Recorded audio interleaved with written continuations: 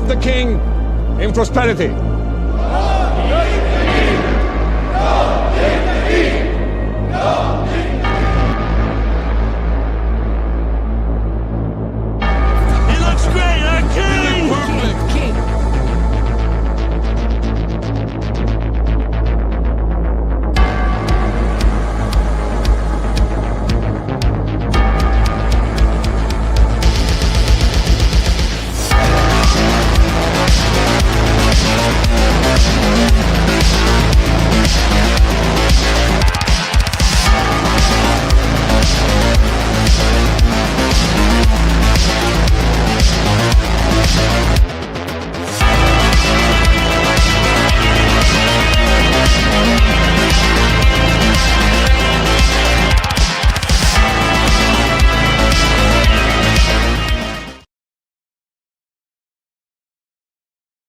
Welcome to the Monkey Show, and this is the MPST show, which is what is it called? It's like monkey politics and shit throwing show.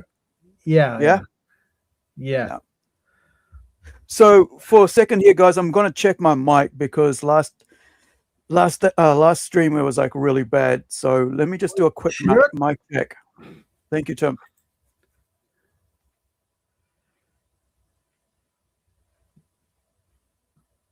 Yeah, it seems to be okay. All right. Awesome. All right. Dude, we got some crazy shit today, Tim. Oh, good Lord. Like, sometimes, you know, like I don't want to talk about stuff, but I know a lot of people don't pay attention to a lot of things that are going in the world because they're busy, right? So sometimes, hey, Forest Pub, how's it going, Edwin? Yo. That is Edwin, right? Probably. I think there's a guy definitely known as Forest Pub. I don't know if it's the same Edwin we're talking about, but what's up, Forest? Man, like I say, there is definitely things I just don't want to talk about in this world, but you have to make people aware because sometimes, dear Lord, oh, it's Richard. Yeah, I always forget. Yeah, thank you, Richard. My bad. Yeah, I always forget which one's which, right? But yeah, thank you for the correction. So, yeah, carry on, Tim. I was gonna say, you know, they say things. Reality is stranger than fiction. Dude, sometimes I just want to crawl into a hole and forget the world exists outside of my little apartment. But sometimes, you know, you just got to face the truth. There are some people who are just beyond redemption in this world, right? So let me start with this. Like I said, I really, yeah. Richard Emery likes the word name Edwin, so I'm always thinking like, is it Edward Boet? Oh, I can't remember pronounce it. No, he just goes by his name. Right. All right. Oh Lord, help us all. Police say an Illinois man used artificial intelligence to create pornographic images of a lesbian teenager. Well, tonight, prosecutors are using a new charge against the man in a test for state courts. 12 News' Nick Bohr is in Waukesha County. It's a law that's barely been on the books a year, but prosecutors are using it against a 20-year-old man accused of using AI to virtually undress a 15-year-old girl he knew. As much as 15, bro. What the actual fuck is wrong with people? 15, bro. That's so fucked up. AI is heralded for its potential in medical research and many other fields. There is also a dark side. In 2024, Wisconsin became one of 45 states that criminalize AI-generated child pornography. Aidan Brewis of Illinois is now charged with 3 counts of possession of virtual child pornography after his girlfriend found it on his phone and reported him. Prosecutors say he manipulated. Good girlfriend. She deserves a reward for that, for being a good human being. Hopefully she finds someone better. I think she's going to be creeped out and put off, bro, by being near another man. It's like what happens with lesbians, right? Young girls, right, who are mistreated, end up being, just and males as well. Males who are mistreated by females when they're young actually just turn against that gender completely. So you get a lot, and also abuse, right? So when young girls and boys get abused, they actually, depending what future experiences they have, or like what is it called? Good experiences they have, they might stick to being, um, yeah. I don't know how to finish the sentence, but it's just crazy, bro.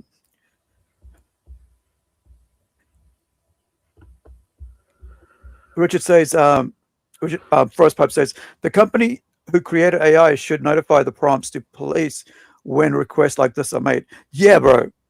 Yeah. Oh, here's the thing.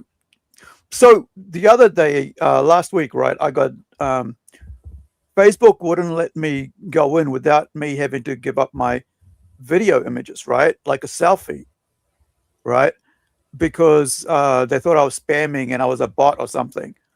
And I was like, so I went to Grok and I said, hey, Grok, how do I bypass this shit without giving up my actual face? Because they already have everything of me, right? Over the friggin' 10, 15 years I've been on Facebook, they have all my images anyway and videos. So why are they asking me for this? And they goes, well, Grok said, no, I'm not going to let you do that, right? I'm not going to let you bypass their thing. So that, and, Forrest Puppy is right. The company who created the AI should notify the prompts to police when requests like this are made. And so, yeah, so Grok basically said, no, I'm not going to help you do that, bypass the law, right, that Facebook has as part of the system. So that's the same thing here. That anytime that sort of prompt is made, police should be notified, right? This dude basically used a photo of a 15-year-old girl he knew to take off her clothes using AI. This 20-year-old freak.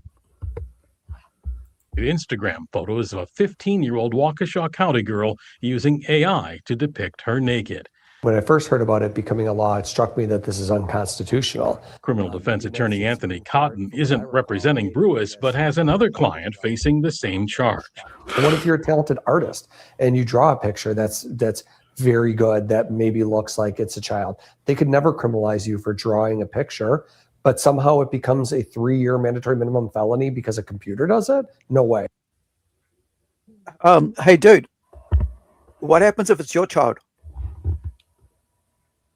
Do you think he'll change his mind there, Tim, if it was his child? Probably. It should be illegal, the content of the drawing.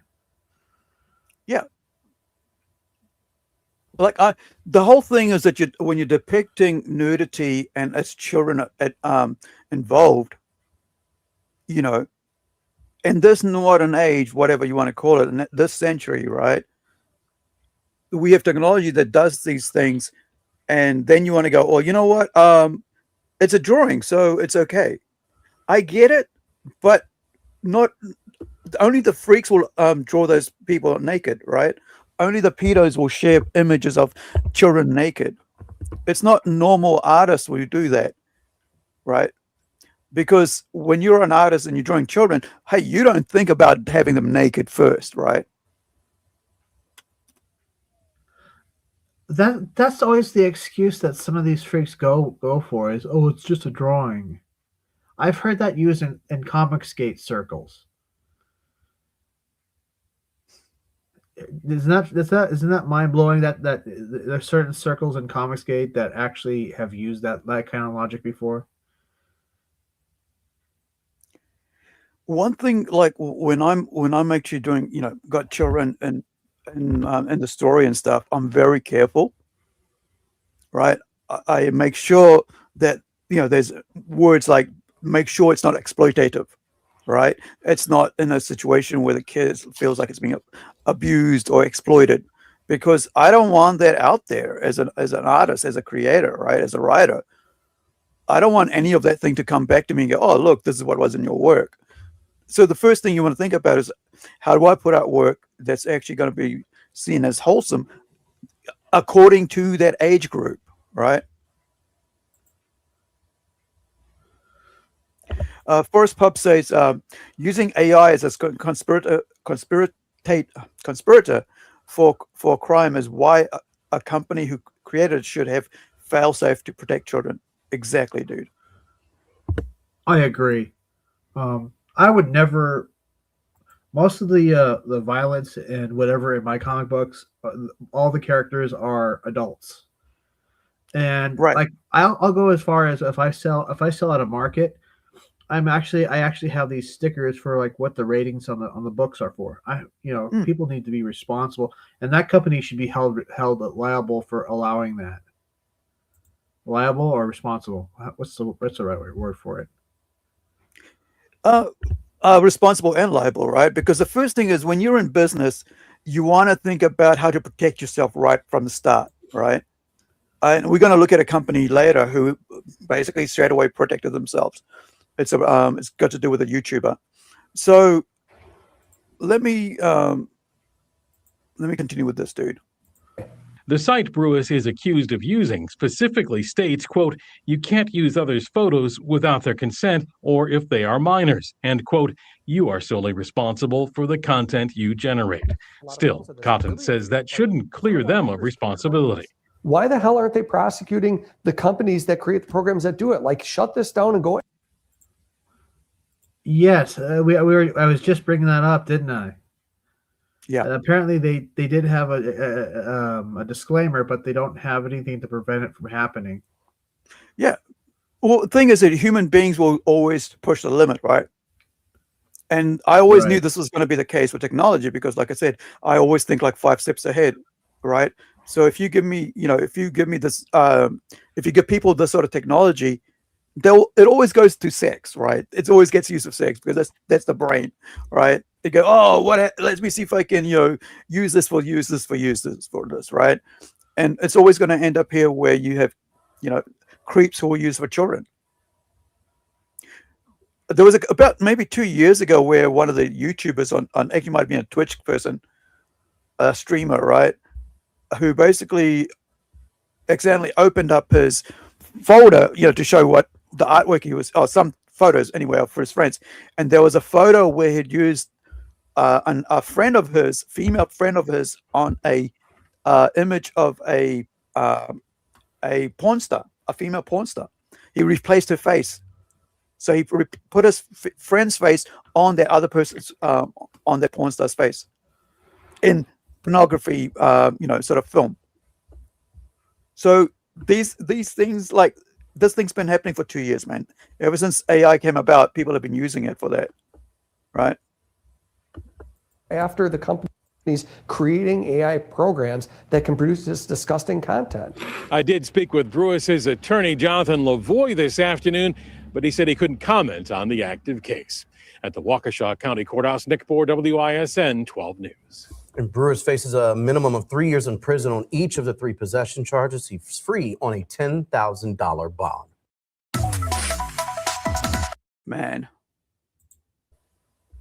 Imagine having that dude in your neighborhood, man, taking pictures of your kids and then taking to AI and undressing them, right?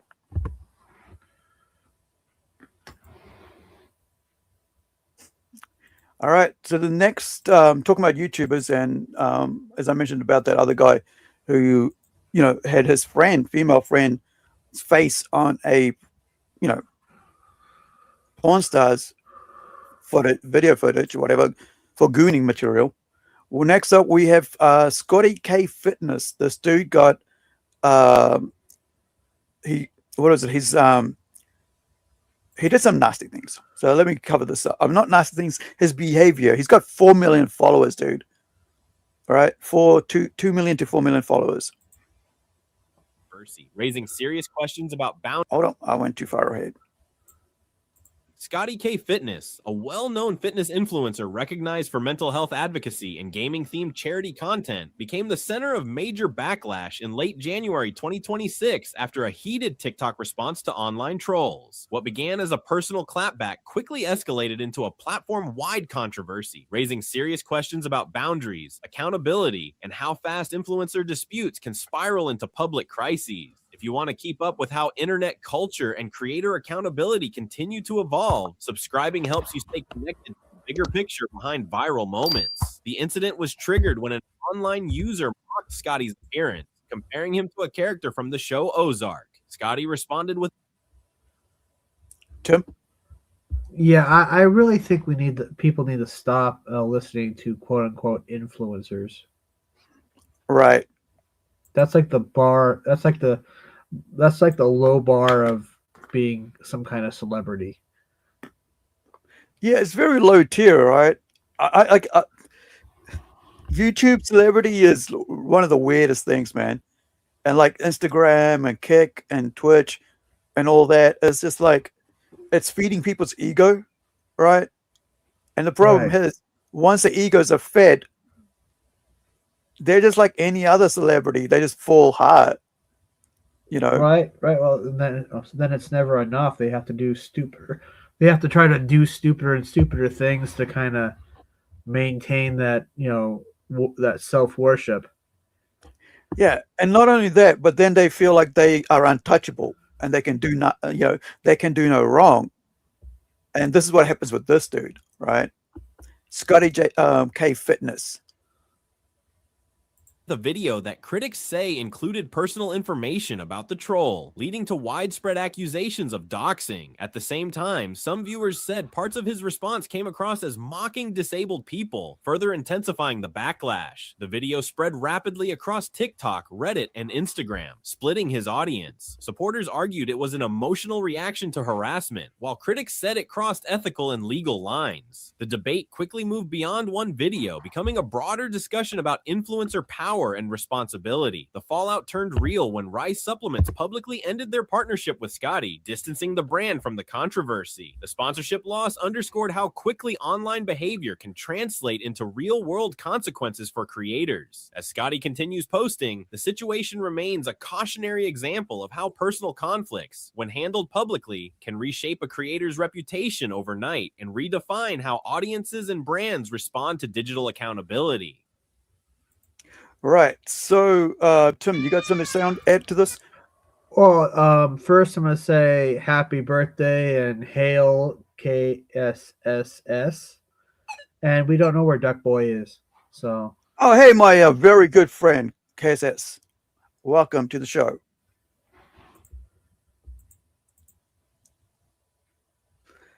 Yeah, yeah. When I saw that mustache, bro, I was like, dude, how do you eat?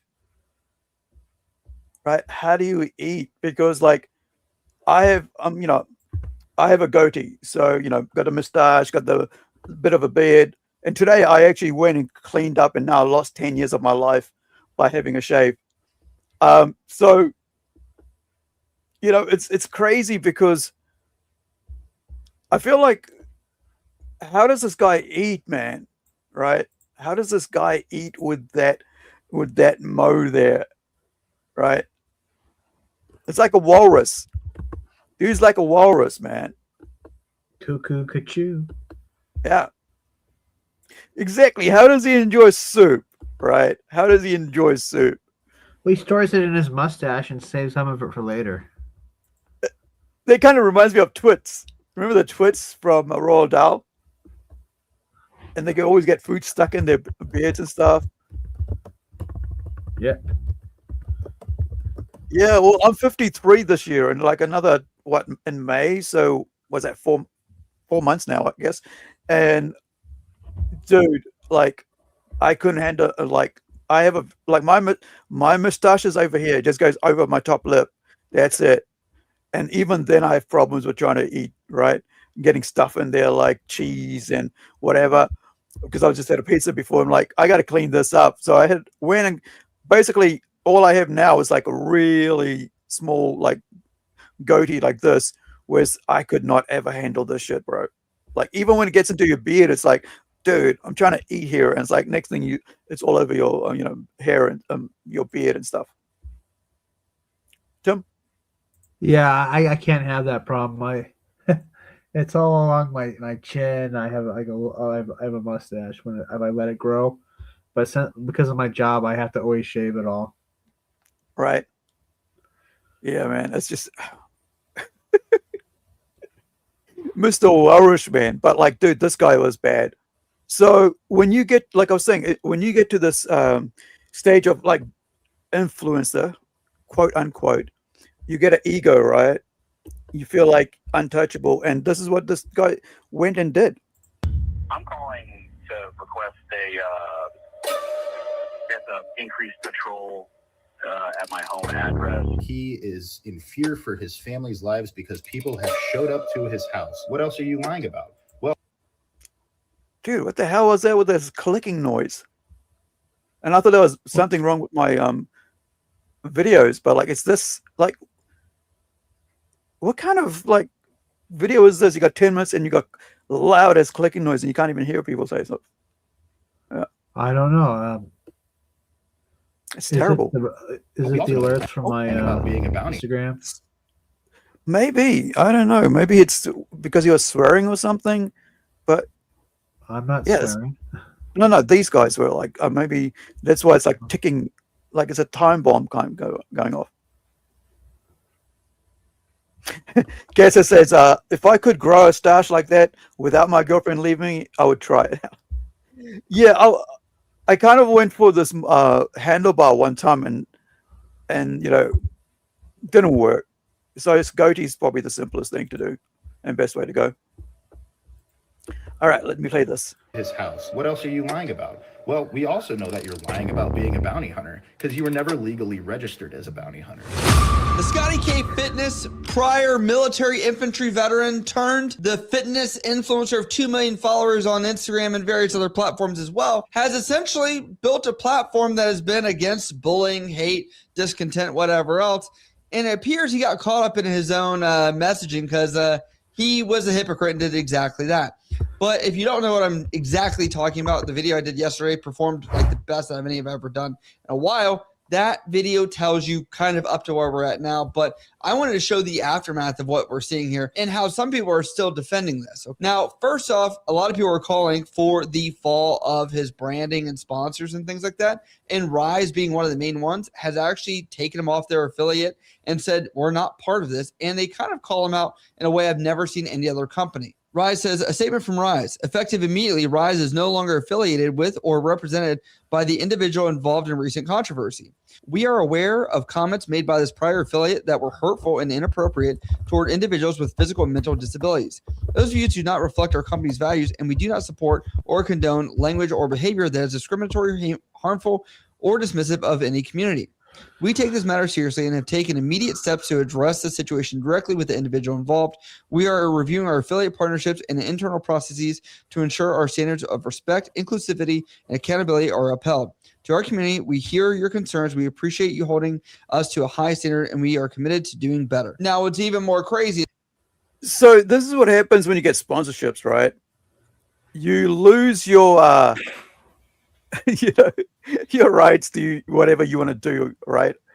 Say and whatever. But these guys know the rules, and the rules when they sign up to these contracts, it's stated there what you're not allowed to do and what you will do for what you're going to get, right? And a lot of people, it's the same thing in arts, right? An artist thing, when you as a contractor, when you hire as a publisher studio, you hire an artist. They're there to do a job. Until that job is finished, they're still, they've got to provide you what you've asked for and required for. And so that is between them and the, and the signee of the contract, not some outside party. The problem here is with influencers, they think they can still behave like they can when they have all this money coming to them by people whose products they're promoting. Now, Kessa said that He's an ex-military, by the way, KSS. So that's why he can grow that. Otherwise, he wouldn't be able to grow that, right? You got to have clean, something that won't get you, in situations, I guess, caught in your, if you got a grenade, you're trying to pull it with your teeth, and next thing you know, stuck in your teeth, or something weird like that. I don't know. And Tim, of course, says, "Oh, what about the Canadian military? Does Canada have a military?" I would think so.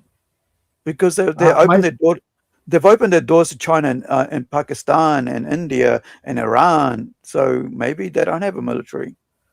Maybe they're all a bunch of lumberjacks. Yeah, that's what I thought. Mustaches can hold a lot of blood. Like soup. They can hold a lot of soup too. They tag Scotty's post of like, this is exactly why. And I think it's appropriate because if you're a brand, you want to protect it and you're like, this is exactly what we do not appreciate. I find that to be top tier what this is. And now we're going to see a lot of in between in the comments of this where I'm like, wait, people are still going to defend Scotty for doxing somebody with 2 million followers for somebody that was also in a wheelchair. And I just don't understand how this is not just like slam dunk. Okay, so what I'm going to do is get back to that he's done thing, because I was watching this other guy talk about this yesterday, which was better. But then I haven't ever done in a while. Then I kind of like forgot where that was, and I went looking for it, and I couldn't find the right. Here we go. That person's had a better. Something else you may not know is better. Yeah, this guy keeps making all these stupid noises at the start of the stream. Like, what the hell, man? Out of his videos. So anyway, let me see if I can get to where I want to talk about what he actually did. Right? Look. Him. And this is podcast host and says safe space and has a rainbow there. Essentially. All right. Kesa says, I was just commenting on his mustache where he was wearing a helmet and face paint. The stash was way too big for regulations unless he was special forces. I don't know. I think he might have grown it afterwards. Because this is my mustache, right? That's what I have. So then I have a goatee, right? Bit of a beard here. And I cannot handle even a little bit of hair poking over the lip because food, man, is just going to touch it and ew, But I don't like looking like I'm 30 years old or 20 years old when I shave. Because this guy, like, he would look way older if he had the whole beard, like another 20 years. But yeah. Anyway, hypocrisy has gotten the best of this veteran because he's being called out as apparently he's handled hate comments on his social media not in the best way and could land him in federal prison, quite literally. Yeah, fucking political. That was murder. An ICU nurse who worked at the VA who was legally carrying a firearm that was fucking holstered while he was filming, who is now being painted as a domestic terrorist because he took a gun to a protest. Now, like you said, we're not getting political, and I'm not getting political. But what I don't really have a tolerance for is moral fagging, performative moral fagging. You're clearly very amped up about what you deem an excessive response to something that was not that problematic. But if that's the case, shouldn't you be consistent with that across everything? Shouldn't you apply your morals universally? That's typically how it works, unless you're just moral fagging. So say somebody said you look like a gay guy, and then you doxed him, his job, his address, and his entire family. Would that be something that was too excessive? Because you did do that. Hate is receiving homophobic comments like this one. And that comment here is from N8 Remy, who says, you look like the gay brother. And he says from... Oh, yeah. So this is what I wanted to put out. Like, this is what actually led him to his downfall, right? Because he just took one comment out of the millions he probably got and used that to go after this dude, right? To really go hard on it, Tim. Like, this dude basically, like, doxed this guy over a simple troll post, right?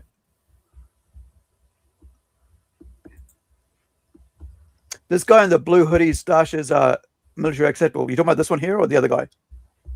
Is that blue? Because that's gray to me. Does that look like blue to you? Because that looks gray to me. Okay, it says, are you wearing your glasses? Are you wearing glasses, I KSS? think, Because I'm I wearing think that's glasses. gray. Yeah, just the way he's got it. Like he looks insane that way. Like he's somebody who never leaves the house. Wait, KSS, is this the Wyatt Earp mustache? Is that Wyatt Earp? Or is it the other handlebars, the Wyatt Earp? Would that be something that was too excessive? Because you did do that. Hate is receiving homophobic comments like this one. And that comment here is from N8 Remy, who says, you look like the gay brother. And he says from Ozarks, the show, and says gets pounded out by the FBI agent and something like him too. And something else you may not know is that I'm a former bounty hunter. So shout out to my boy Tomo. Nick, welcome to Real Life Consequences. Your middle name is, you were born in September. The last 4 digits of your phone number are, you're a journeyman welder at your UA local. You've been there since February. And hey, that's some pretty good money, which probably is how you afforded that 3-bed, 2-bath house right across from. So a guy said that you look like a gay guy on TV, which is, I mean, it's true. You do look like him. And you decide to tell everybody his full name, his date of birth, his phone number, where he lives, where he works, and try to completely ruin his life. That would seem like an excessive response to what happened. Okay. If people are going to say you look like a fag, that's just going to happen. Right? Well, we get hate comments. Oh, but what I'm not going to stand for is homophobic comments in 2026. It's the big 2026, guys. It's the current year. So it's not even about being political. It's just about this moral fagging performative bullshit. If you want to be this fucking high and mighty moral creator that's better than everybody, maybe you shouldn't put someone's life in danger or their job in danger or endanger their fucking family just because they said you look like a fag. If you want to dox me, Scotty, you can just DM me. I'll send you my address. The point being here, you don't get to take the moral high ground when you're a piece of shit. Just wait. So this is the mustache you're talking about? Oh, the other guys are right. Yeah, I think he's talking about the other guy. Case is talking about the other guy's Wyatt Earp, and this is the normal dude. Carry on, Tim. Sorry. I wanted to point out there are quite a bit of people in online that do what they refer to as moral, Yeah. And it's a lot of it does seem to be performative. I mean, there's just not a lot of people online that seem to be genuine. They all see that's what the thing about the algorithm is, that they all try to do this performative thing and try to be someone else. That's just my opinion. Yeah, man.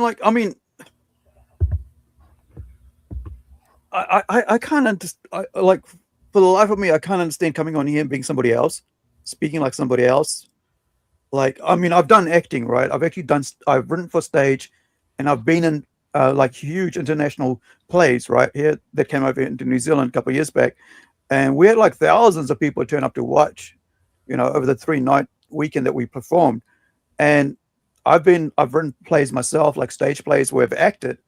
But when I come on here, I can't act. I just got to tell you exactly what I think, what I feel. Even if you guys, if people hate me for it, it is what it is, right?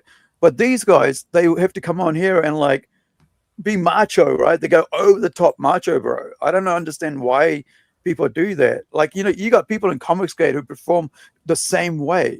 They try to play kayfabe, good radio, but you guys are out here telling people and showing people, oh, you're just acting this out. But when you show up in real life, there are people who won't think of that as acting. And we're going to look at what happens to people who do that sort of shit later, after this one. Another thing is just the thing about kayfabe, though. They use that in wrestling. It's a wrestling term. And kayfabe, the person that they're acting with, their opponent, is in on the thing. So it's not like you're kayfabing and the other person's has no idea what's going on. That's the thing that some of these people don't understand. The whole kayfabe thing is everybody's in on it. Right. Yeah, just to add a new character to this story, you need to know who Run Vu's coaching is. Now, this person has essentially been kind of the ringleader of pointing out some of this against Scotty K Fitness and his antics that have been going on. But that is why he's in these videos. And what's interesting about this is the saga continues on, and it does not get any better, as doxing is something people take very seriously. If you're going to post people's private information, that is a dangerous slope. If it was something you could have gotten him in trouble for, if he was, worked at some place, he wanted to send it to his employers, I don't even agree with that. But I'm like, do you remember when Ghost of Nessa was being doxxed or something by Comicsgate, bro? Say it again. Ghost of Nessa, like her channel, like because she didn't play but ball with EVS and Comicsgate. Oh, Danger John Vanessa. Malin. Danger Vanessa, right? Yeah. It might have been Malin who had a problem with her, and they basically chased her off YouTube or something. Okay, so let me. I'm just going to bring up this one as kind of like a palate cleanser from these sort of people, right? Where is it? This one here, right? So let's just a bit of a sidetrack before we go into even worse things. Once this one comes up. All right. So this is this. There's a whole bunch of things here, but we'll just play a couple. Just do just for a bit of in between moments. Is that the one? Let me just check. A man was told by his son in the fall of 2021. A man was told by his son that on multiple occasions a stranger had touched him in a manner that felt uncomfortable at a bus stop in Oklahoma City. The parent thus decided to park his vehicle in the area and record the stranger in the act. The pervert, subsequently identified as 33-year-old Michael Coghill, jogged past the bus stop. On September the 22nd, he was observed looking at his watch and then running back in the direction of the station when children arrived. The father captured Coghill on camera as he put his arm around his son and then moved his hand around the boy's backside. At that point, the father got out and confronted Coghill, who tried to run away. He didn't get far as the other man chased him down, wrestled him to the ground, and beat him up. Coghill sustained a broken eye socket and a fractured skull before he was arrested. He was taken to a local hospital where staff determined that no surgery was required to mend his injuries.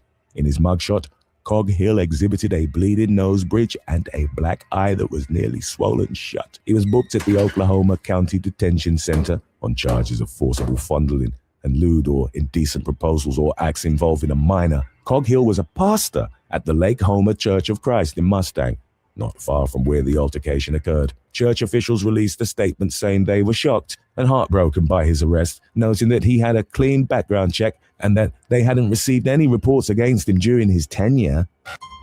Number 13, Heisem Rider. Imagine like sending your kid to school, your young child, to a school that's done background checks and all that, and then your child comes home and tells you that every time you go and wait for your bus stop, one of the teachers comes in, starts touching his backside.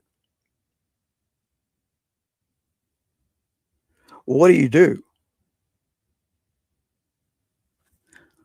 And this parent basically did what he should have done as a parent protecting his child, right? I was going to say. Yeah, carry on. Oh, sorry. I was going to say he did exactly what everybody wants to and should do.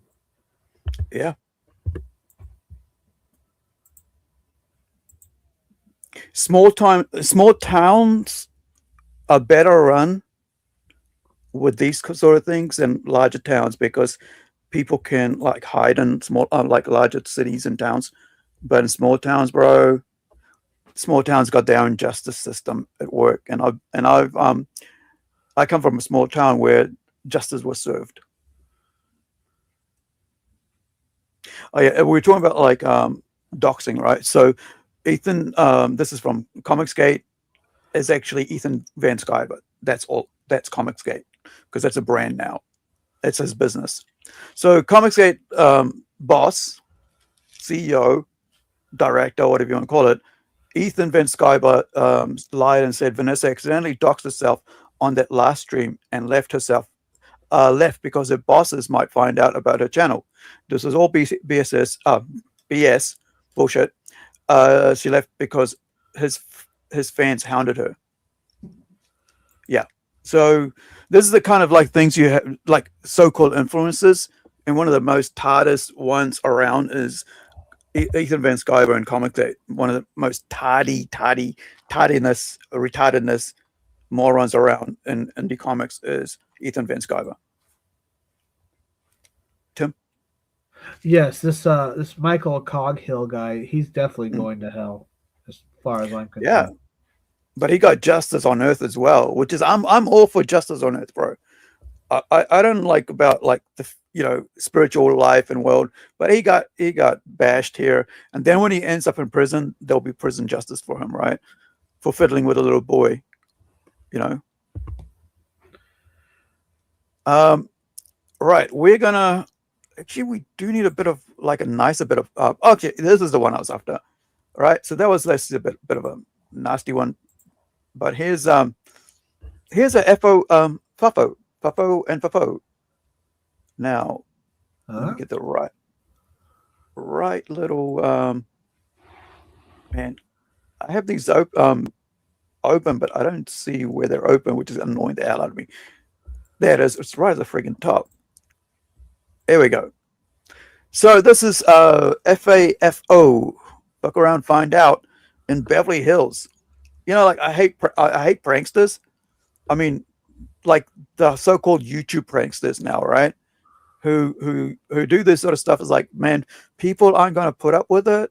People just want to go about living their lives. Stop trying to stress them out.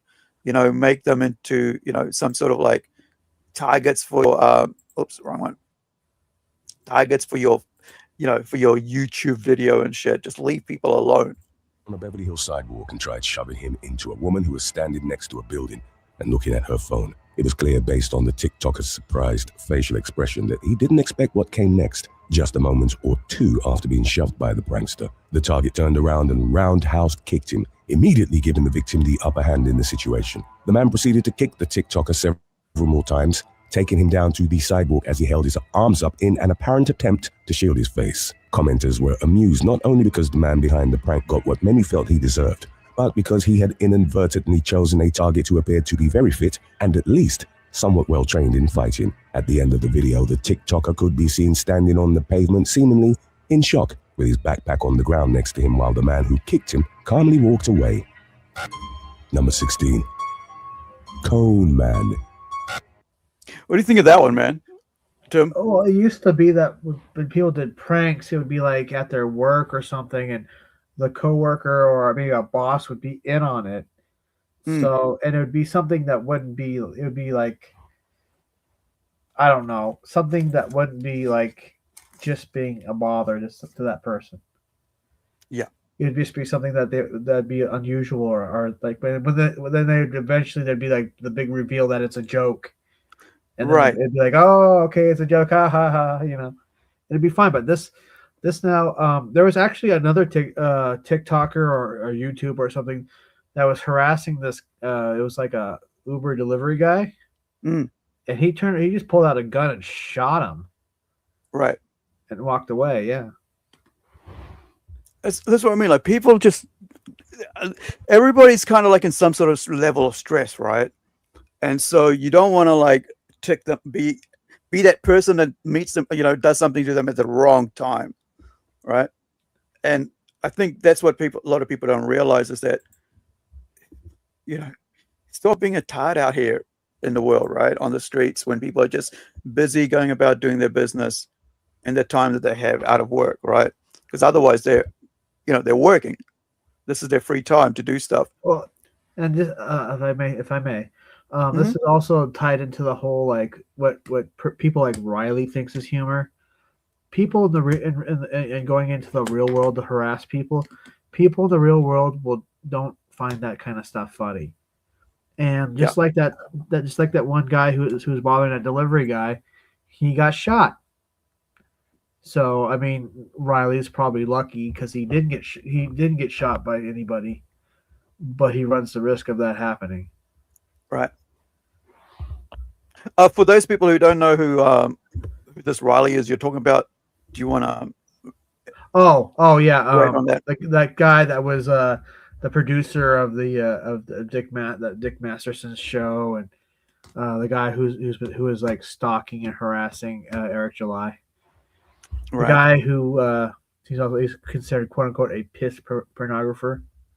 Right. Yep. And he's part of Comasgate, isn't he? Part of Ethan Vance guy was in a circle. So Kesa says Tanner Cook was that guy that you were talking about there, to mess with that guy. The guy shot him. The jury found the man not guilty. There was another guy who was harassing this dude in the mall, and the dude said, "Just leave me alone, dude. Just leave me alone. I'm just doing my own thing." And the guy wouldn't, and so the dude pulled out a gun. So we're now going to move on to the main topic of the day, and later on we're going to go into Aussie, and about free speech. Kesa says, I brought up the Tanner Cook shooting case when Riley was doing his crap. That was was it like 2 years ago or something, Tim? Yeah, it was. But the funny thing is now he's suffered from PTSD because of one night in jail. And it's really, oh, that's hilarious. Wow. Kesa says the delivery guy who shot Tanner Cook was okay. So that was the same story then. Yeah, I mean, not the same story, but the same thing that I'm talking about. Okay, let me see if I can find it. Tanner Cook, right? Oh yeah, I should totally find that story. Tanner Cook shot by delivery. Spell it right, dude. Spell it right. Man. Oh yeah, this is the one. You're right.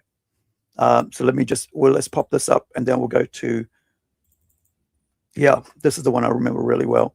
So let me pop out of this, and we'll come back to that one in a second, and we'll go with this. And look, I've seen people like, not by my own eyes, but I've seen videos of people where this dude had a beef on YouTube with this person, with this other YouTuber, and then ended up actually shooting them in public. And I've been ever since. I mean, I keep saying like people got to stop doing this sort of shit for viral video bullshit.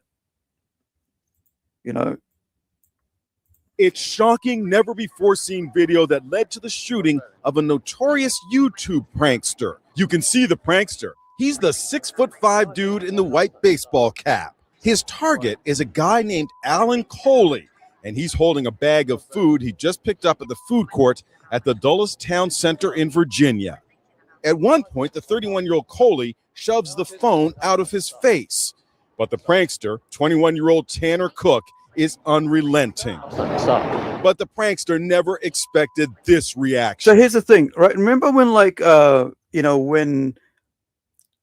when a girl says stop in a situation and you carry on, right? This is basically similar to that, except they're both males, and the guy should have just stopped and effed off somewhere else, right? Left them alone. But yeah, yeah. Thank you, Kesa says, careful showing inside edition clips. Make sure to pause and comment every few minutes. Awesome. Yeah. So yeah. Notice it's the same type of thing that Psycho Sean and Riley do, where they show up and they put their phone in your face. Yeah, it's the same. It's the same kind of thing. And then someone's just going to whip out a gun or whip out a belly stick, as UK police have, or you got that one where it extends out, that metal thing, or a knife. Or a knife, right? Yeah, you just can't piss off people thinking that they won't retaliate or react, right? A bullet fired into his stomach and liver by some. Yeah, look at him. He thinks he's all cool. Yeah. Lucky to survive, bro. You're lucky Yeah, to he still could be have alive. that. Yeah. Yeah, I guess it's pretty cool that you're still alive. Because that dude, if he had aimed a bit higher, you'd be on the ground dead. Right? Because it's over here. But if it was over here, that angle, right in the middle where it's, between in your chest, a bit to the left, as they say, that's your heart, and that's you done. Liver. By some miracle, he survived. Coley was arrested, and a jury just found him not guilty of aggravated malicious wounding. The prankster is seen leaving court with his mother after the verdict. So I really don't care. I mean, it is what it is. That was the first time. Yeah. Hey, how's it like being a parent to this piece of shit? How's that? In their early 20s and should know better. Yeah, I guess you're okay with letting your child go out there and do this. Maybe next time it might be in the head. Might be next time he doesn't get out of freaking hospital, right? Yeah. These guys are they don't want to take responsibility for their actions, bro. Right? Is pathological the right word? Yeah. All right, let's go to Indonesia.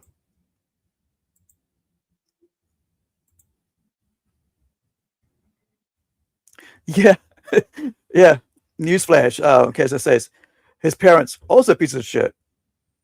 Shocking, I know. Yeah, usually you find that people that are like that, they have the support at home to be like that. Right? It's like people it's like bullies in school, right? Kids are bullies in school because they get bullied by parents at home because their parents are bullies. Right? And so they just monkey see, monkey do, right? And no pun intended, me being the monkey king, but yeah, monkey see, monkey do, man. So now we're going to go to this little main topic of the day, which is Indonesian couple caned 140 times for sex outside marriage and drinking alcohol. And this is interesting because I've got all across the world, Muslims want this sort of law, which is Sharia, to be part of the West. And Western leftists, commie socialists, are all for it. Yeah, Mountain Sea, Mountain Dew. Tim knows. All right. So this is coming from YN We Are One News. On to other updates. The medieval use of caning as a punishment in Indonesia has sparked outrage after a 21-year-old woman fainted reportedly after receiving 140 lashes for having sex outside marriage and drinking alcohol reportedly.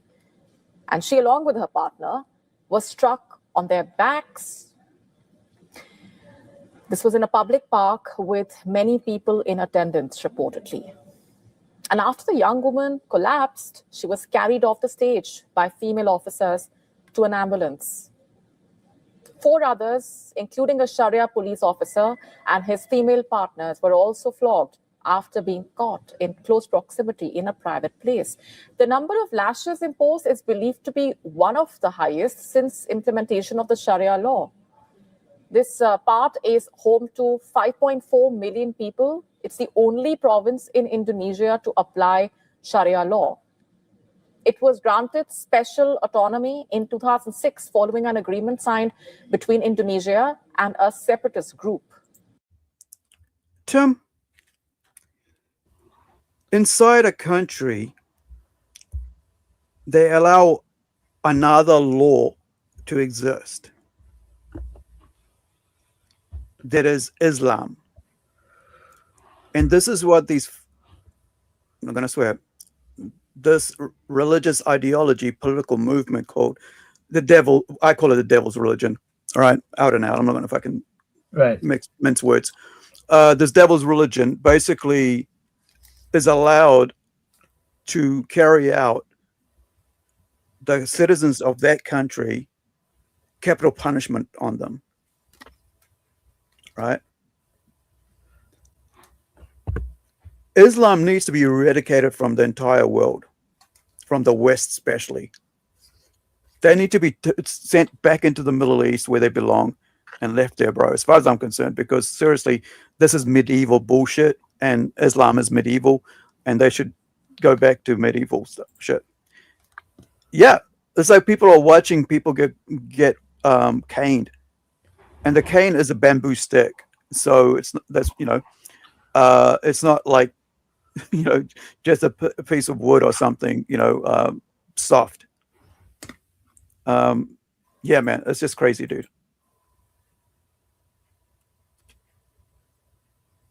21.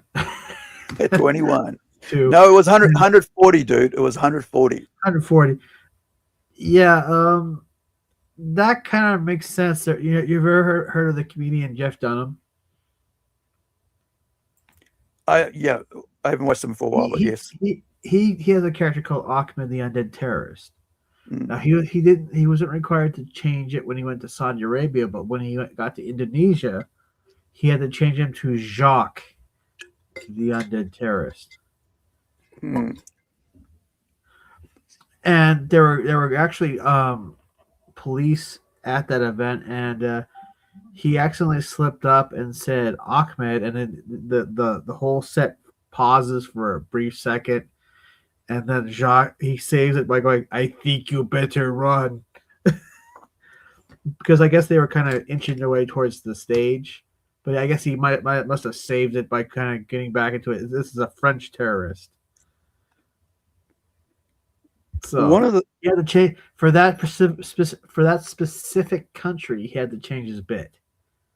Yeah, and I guess this makes sense. This kind of lines up with the fact that they're doing this Sharia law BS in Indonesia.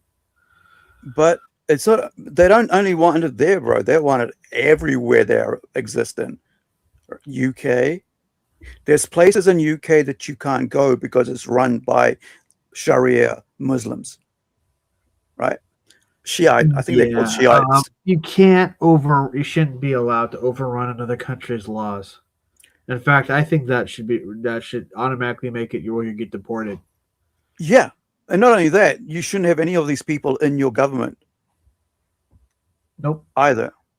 And I'm all for tolerance, right? I'm all for tolerance, but they influence political laws that run your country. So having these people here having their own little area of the country where they can carry out these sort of abuses because these people here, they're not part of Islam's country. Like they're not Iranian citizens, right? They're not Saudi citizens. They're not Afghani. They're citizens of Indonesia. So the Indonesian government should be accountable for looking after their citizens and not giving precedence to these morons over here in this little small community where they can do whatever they want. It's like letting pedophiles in a little area get away with doing pedophilia while the rest of the country is, has laws against pedophilia. That's how I see this as. Yeah, it is kind of like subverting like a country's sovereignty. And they want that in the UK, dude. And now I'm gonna flip over to. I just saw this come up when I went to post on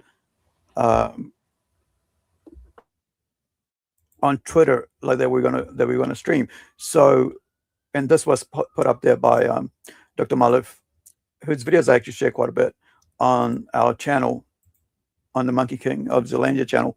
So he put this up, right? So let me go down. It goes, Muslim extremists in Sweden, right? In Sweden, protest and call for Sharia law. That same law, because they can beat up women, right?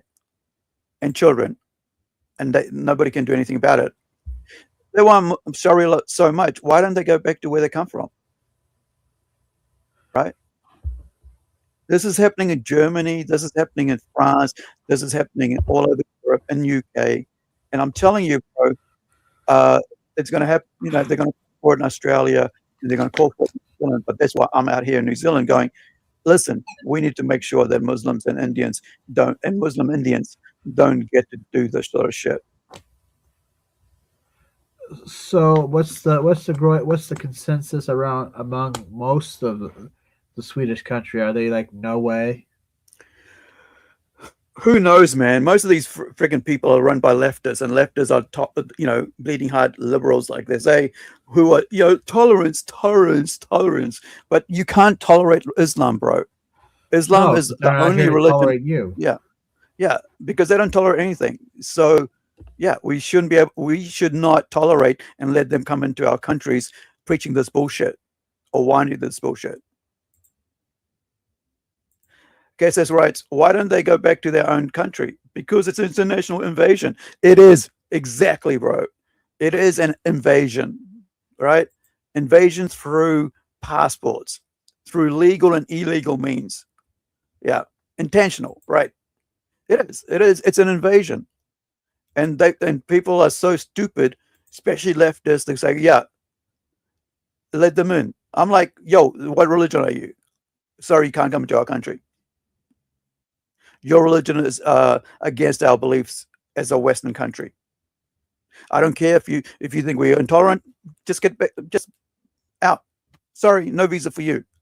There's no reason why a country has to accept terrorists, because these people are terrorists, asking for these sort of active punishment for and shit, right? They want these the Sharia law. I'm gonna put a video up to explain that in a minute. It's just this disgusting thing. It's like medieval, right? Chop your hands off, right? I put a post about that later, and I'll show you that as well, because that's from an ex-Muslim. So let me put this through. It's only 30 seconds to go. Let me sure the volumes are right. Yep, it's full volume. Hopefully it's not too loud.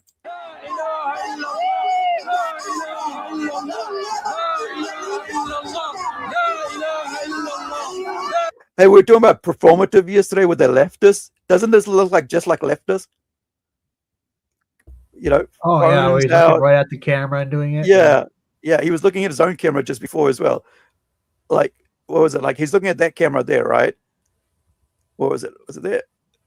He was looking at one camera, then you got these cameras. Everywhere's got a camera. It's like, yeah, we need you guys to follow our rules, even though this is not our country.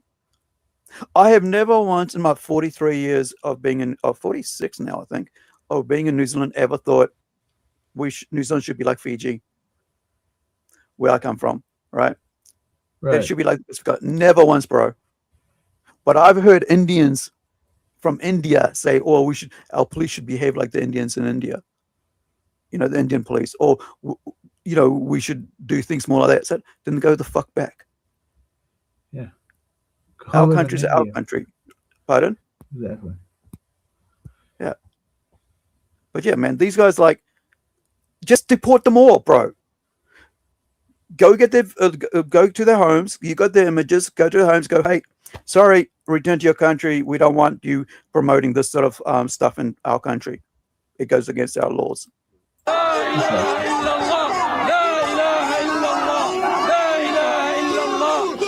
Scan his face, and everybody else's. Put it in the thing. Sorry, dude. We saw you out here promoting an illegal law system in our country, right? That is against our country's laws and Bill of Rights or whatever it is. And now you need to get the hell out of our country. I just thought of something. Mm-hmm. Why not all the countries in the West pass a law that makes anything that, even if they try to push Sharia law, we already have a law in the books that makes it null and void. It's not even null and void. No matter what they do, no matter what they do, they can't get it in because it's automatically null and void. Yeah, but this is about politics, bro. It's a political movement. Islam is a political movement, right? Which pushes and gets people.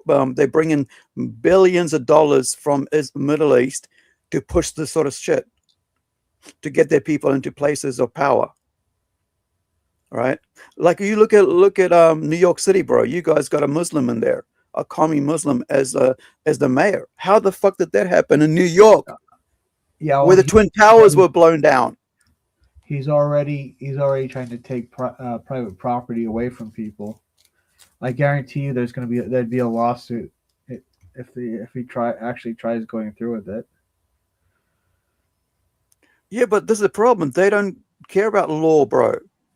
They have their own thing. That's why you get lawyers involved and actually sue them. No, you just deport them. They Yeah, shouldn't I be know, like we can't like the problem for us. You know, from my standpoint is this: that if someone's preaching something that's against your country's rights, right, citizenship laws and stuff, you just put them on the plane and you get them out. Please don't return again, otherwise we'll kick you out again. Problem is we're too tolerant. The West has become way too tolerant, bro. Right? And so we let these people go out and start preaching all this bullshit, hate for New Zealand, hate for Australia, hate for UK, hate for America. Right? But we let them do it because we're tolerant, because our First Amendment allows it, or Second Amendment. What amendment do you guys have in America that allows them for free speech, right? So they use that free speech against your own country.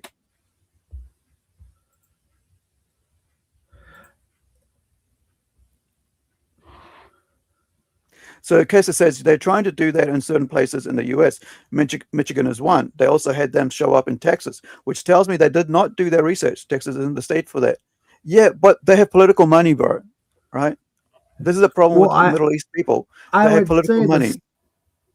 I would say the start to pushing back when you have politicians already in the system and already is to when they try to do something like that, like try to take private property away from people and such, sue them.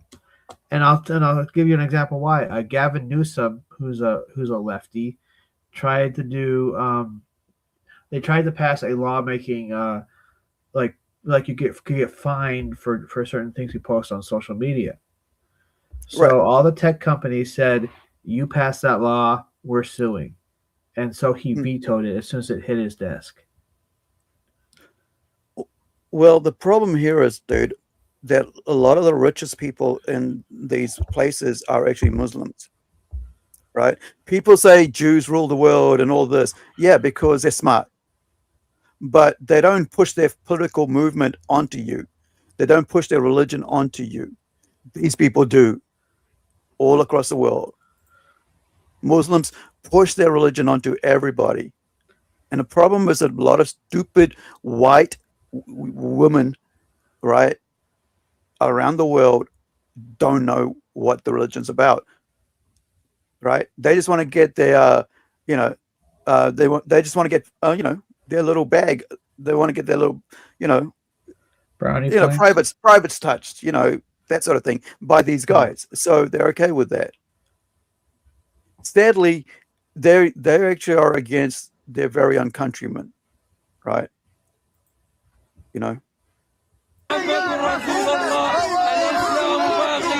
See, this dude looks white to me. Do you think that dude's white? Because that dude looks white, right? This dude here looks white. This lady is white. Looks like he drinks soy milk. Yeah. So, and he's from freaking Pakistan. That's why he's dark. So he's Indian, right? He's probably an Arab. He's probably Iranian, or maybe probably Saudi, right? But that dude and that chick, they're basically white. So you're being infiltrated by Islam without even knowing it. And then all these people get money from Iran, right, which is the biggest donor and funder of terrorism, to go out and do all this shit.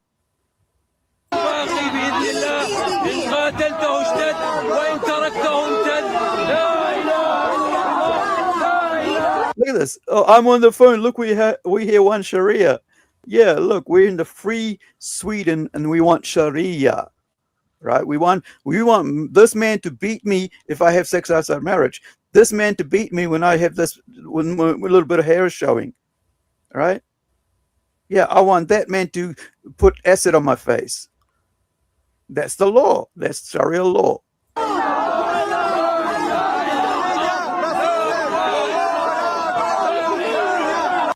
The first thing to do here is round them all up and arrest them, bro. You're in a public place screaming and shouting, disturbing the peace.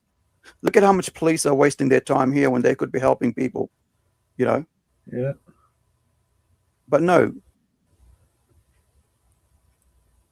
they should be removed from the country, bro. When they start playing up, that's what Trump said, right? He said, like, if you're on a student visa and you get involved in protests, you get your visa revoked instantly. Oh, but no, that's not your right. You don't come from this country. Therefore, if you're not a citizen of this country, the rights don't apply to you of this country. So you get back on that plane and you get the hell out. I think we're just too tolerant in the West, bro. And I'm telling you, bro, I think in the next 5 years, we're going to find out how tolerant has buried us as a nation, every nation in the West. Basically, we're going to be, this is why I want Iran to fall so bad, bro, because I want the Iranian people to win their. As in the U.S. Sorry, bro? All right. You were saying?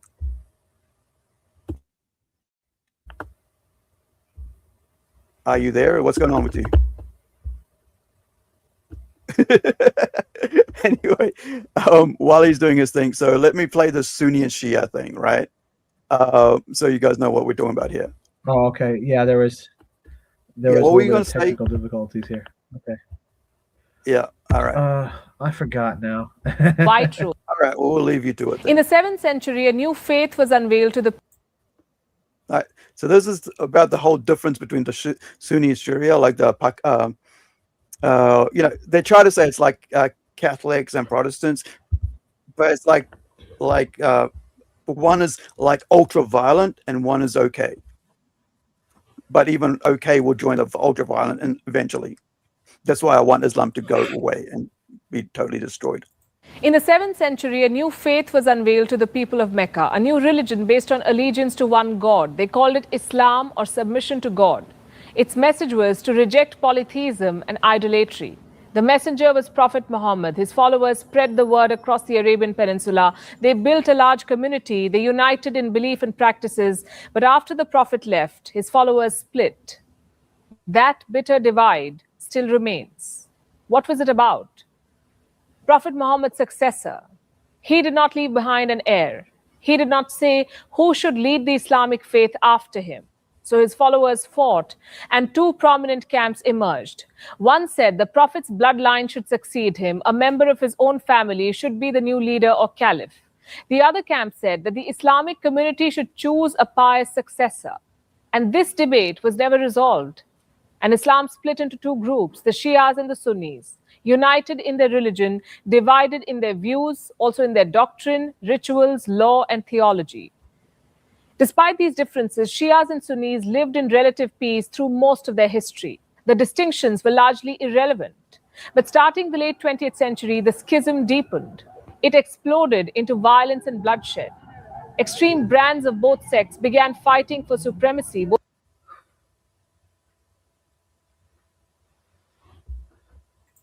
Remember how I said earlier that one's moderate and one's violent? In the end, they both have violence on both sides. Right, they've all killed each other over and over across the centuries, because their whole religion is based on violence. They used to conquer people, take hostages, rape women, abuse. Like the history of Bangladesh is every 40, 30 years they would go in there and invade. Right, rape and pillage every 40 years. How's that, man? You get born, you get to a certain age, next thing you know, they come in. Just as you're able to get, you rise up to be a nation. Oh, cut back down again. This is why the Crusades happened, man. This is why the Crusades happened, to stop these. Because of Muslim aggression, yeah. Yeah, it wasn't because we wanted to turn back, attack the Muslims. No, it's because the Muslims kept attacking us. Right, in the West, they kept attacking people. They've been vile, unstoppable villains forever in the history of the world. Right, Islam and communism have killed hundreds of millions of people over the centuries, let alone just the last 600 years. Right, since the 14th century. Both religious and political. Hello and welcome to Gravitas Plus. I'm Palki Sharma Upadhyay. On the 8th of October, Afghanistan witnessed a suicide bombing. A Shia mosque in the city of Kunduz was attacked. 100 worshippers were killed and injured. Who was behind it? The Islamic State of Khorasan Province, ISKP, a terror outfit that endorses an extreme form of Sunni Islam. On the 15th of October, another Shia... Sunni, right? So that's one side, and then Shia, which is the other side, but they both blow each other up. Right, for political power. A mosque was targeted. This time in Kandahar, dozens were killed, hundreds were injured. It was absolute carnage. These attacks have sparked fears of sectarian violence, of the resurgence of an old conflict driven by an ancient religious divide that has played out in West Asia for decades. The Shia-Sunni divide has fueled a civil war in Syria, spurred violence that fractured Iraq, and widened fissures in a number of Islamic countries, barring... So Muslims fighting Muslims has been going on for centuries, right? Now that because of our tolerance, they've brought this into the West, and they're killing Muslims in the West. If you leave Islam, you get killed. You get beaten, right? This is why we need the Crusades again, to be honest. That's what I'm saying. Like, yeah, people might go, oh, you're no, fuck you.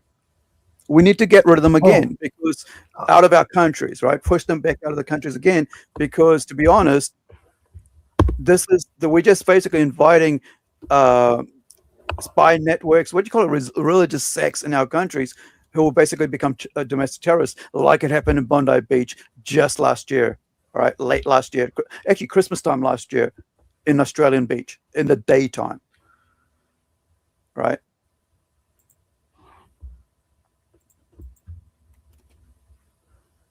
Okay, I was gonna say, did you know that the Templar Knights were actually originally formed to protect pilgrims on their way to the Holy Land?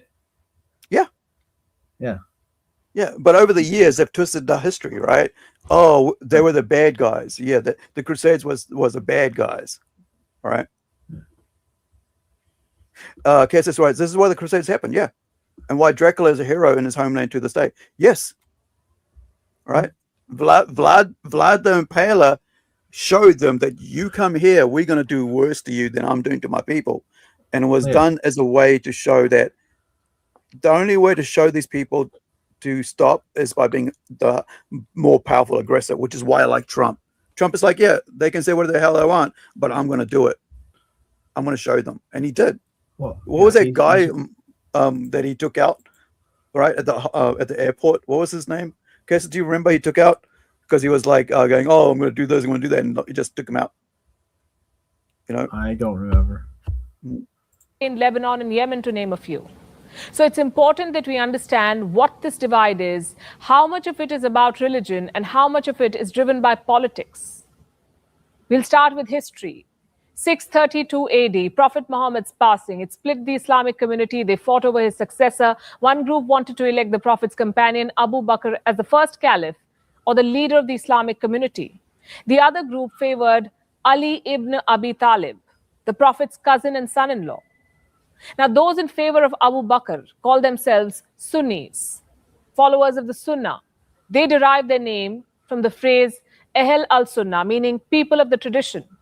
Tradition in this case referred to practices based on what the Prophet said, did, condoned, or condemned. The Sunnis were a group of prominent early followers of Islam. They wanted a leader to be elected from the community, not the family. They believed in consensus, not lineage or dynasty. The Shias so they're like Democrats, right? But the other guys were like, "Oh, we want the royal family shit," right? And I don't mean by Democrats, but like Democrats, I mean they want a democracy, right? Leader amongst from their own thing. But in the end, there's just two things, two sides of the same coin, right? Islam, on the other hand, believed that succession should be based on the bloodline. So they favored the Prophet's son-in-law, Ali, to be the first caliph. They formed a movement known as Shiat Ali, meaning the party of Ali or the partisans of Ali. They believed that Ali and his descendants were part of a divine order and only they could guide Islam and the Muslim community righteously. But the Shias were in relative minorities, so the Sunni majority won. They chose Abu Bakr as the first caliph, Umar ibn al-Khattab as the second caliph, and Uthman ibn Affan as the third caliph.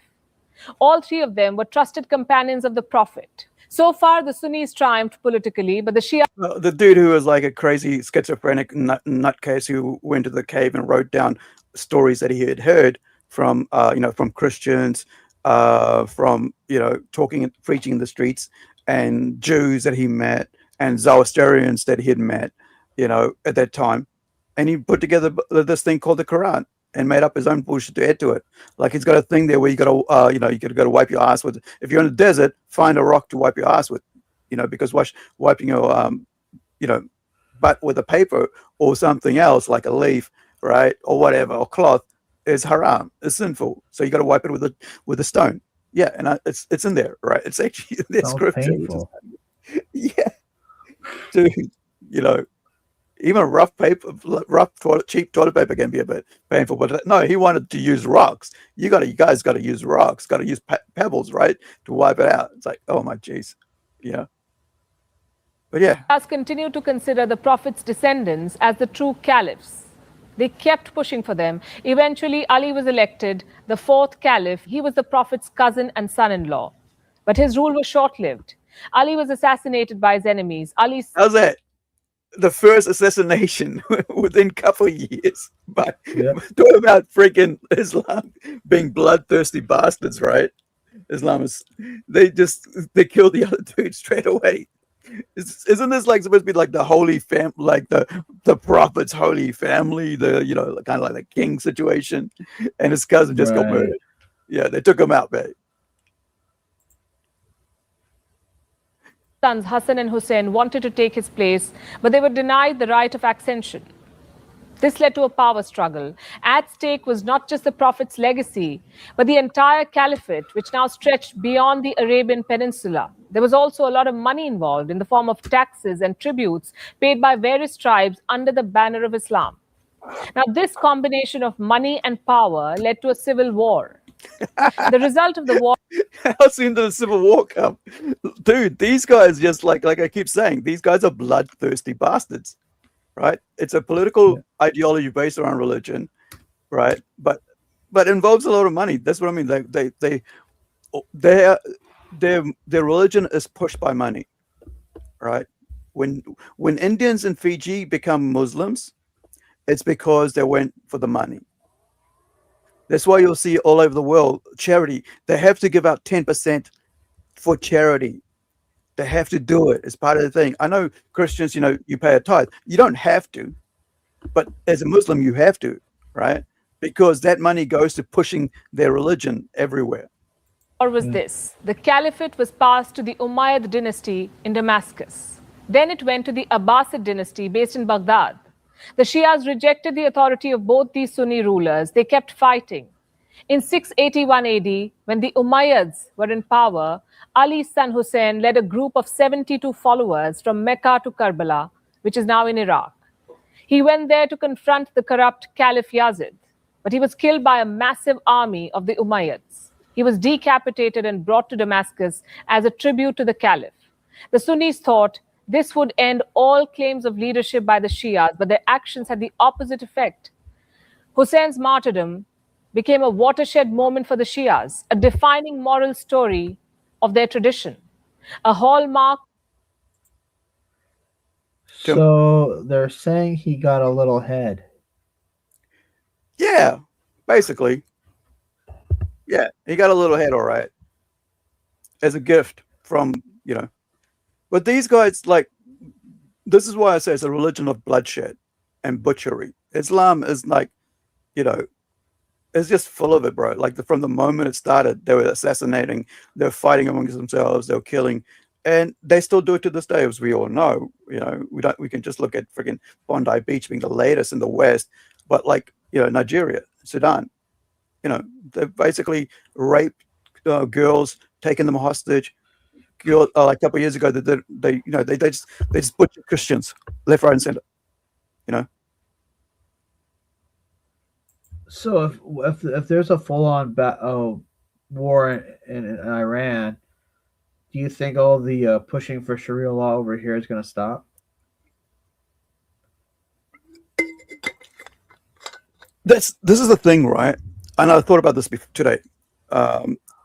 So the revolution in Iran right now is against Islam, nothing else, but against Islam. So all the people that are fighting, they want to put an end to the Islamic state, which has been oppressing them and has been carrying out and funding terrorism around the world, right? Against anyone who speaks out against the Islamic State. So the Iranian, right? So bit of a segue. The first time I ever met a actual Iranian in New Zealand, or ever in my life, was about 2008. I moved from one job to another job, and there was an Iranian person there, right? And he said to me, we were just drinking, right? And he said to me, dude, there's only one thing I want in this world before I die, and that is to kill a Jew. He said, if I can kill a Jew, I will go to paradise happy. And I'm like stunned. I'm speechless because I've never had such vile thing spoken by any race that I've come in contact with. In my, at that point, I was, what's that, 2008? So I think 20 years ago, right? Give or take. And I was like, and I learned that back then that these people are vile human beings from with this Islamic background, right? This is what they preach. They preach hatred from childhood. How does this 20-something-year-old dude have this much hate in his heart for a people that he's probably never met or known or come in contact with, yet he basically is taught from childhood? And the same is the same that is taught to Palestinian children to hate Israelis, who they have no idea who they are, but the Islamic State of Iran basically pushed them there and used them as a cannon fodder against Israel, right? But these guys hate themselves as well, right? The Sunni and Shiites, they hate each other. Both Muslims, both Islamists, both hate each other, right? The moderates say, oh, we're the Sunnis, we are moderate. Like, when it comes down to it, they're like black people. They'll stick together, bro, right? Against Whitey or against anybody else. It's the same thing. It happens all the time. Right, yeah. It's tribalism, bro. Tribalism, religion unites them. Maybe they hate each other now, but tomorrow when you're going against them, when they see you as the one opposing them, yeah, they'll stick together and they'll come for you. And we're seeing that. I mean, like friggin' Australia, bro. Right? They just gun down people in the middle of the day. Muslims. Of their identity and existence. Today it is commemorated each year as Ashura, the 10th day of Muharram, and the most solemn date in the Shia calendar. They mark it with collective atonement and self. This is what Iranians are trying to get rid of in their revolution. These people, right? These horror things, right? Because they see themselves as martyrs, fighting the great Satan of the West. America, the great Satan. But they, I've got a little video we're going to show you where their children out here, they send their children to live it up out here. Flagellation. The Battle of Karbala had a lasting impact. It sharpened the divisions between Shias and Sunnis. The Sunni caliphs worried that the Shias would use it to capture public imagination and topple monarchs. So they persecuted and marginalized the Shias further, portrayed them as heretics and apostates. Then in the 16th century came. So it's like they find these suckers to go and do all their dirty work for them. You ever notice the people that are in charge of that stuff never put themselves out there to do that? It's always, you have to find some like uneducated person to do it. But that's why you teach them when they're children that this is the way to get into heaven. That everybody else doesn't matter. Their lives don't matter. Their beliefs don't matter. Only Islam matters. Your 72 goats matter when you die, right? Those virgin goats, they'll be there for you, right? And so, KSS here, it's like the Hetfields and McCoys. They fought each other for so long. It eventually got to, why do you hate this guy? Got answers with, because he's a Hetfield, or vice versa. Yeah, similar to that. But like at the end of the day, these guys will join together to fight against us, right? So, and this is why I worry so much about the influence of Islam and Muslims in the West. Yeah, and KSS says to your remark there, it's Tim, it's called useful idiots. Yeah, there's lots of them. You know, they will give, like, Palestinian mothers will say, "I'm happy that my son will go die against the, you know, against the Jews," right? Because they have nothing in their life but hatred. They don't want to live a good life, be a good community person. No, they want to advance their religious belief, and this is why we cannot, you know, coexist with this religion, this ideology, political movement, because it's not religion; it's a political movement, right? With clothings of religion, because they fight each other, bro. Like they butcher and murder each other. They drop, you know, they've let go, you know, suicide bombs on each other, right? So we're just nobody compared to that. Because if they're willing to kill each other who are Muslims, well, why would we matter to them?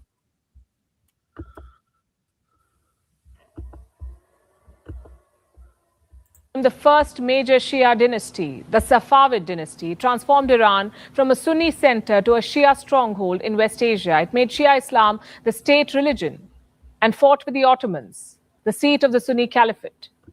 From this power struggle emerged a series of Shia and Sunni dynasties. They spread all over the world, from Europe to the Indian subcontinent, from Central Asia to Africa. With the onset of European colonialism, these dynasties faded, but the Shia-Sunni differences did not. By the 20th century, their empires took the shape of countries. Their legacies resulted in demographic segmentation.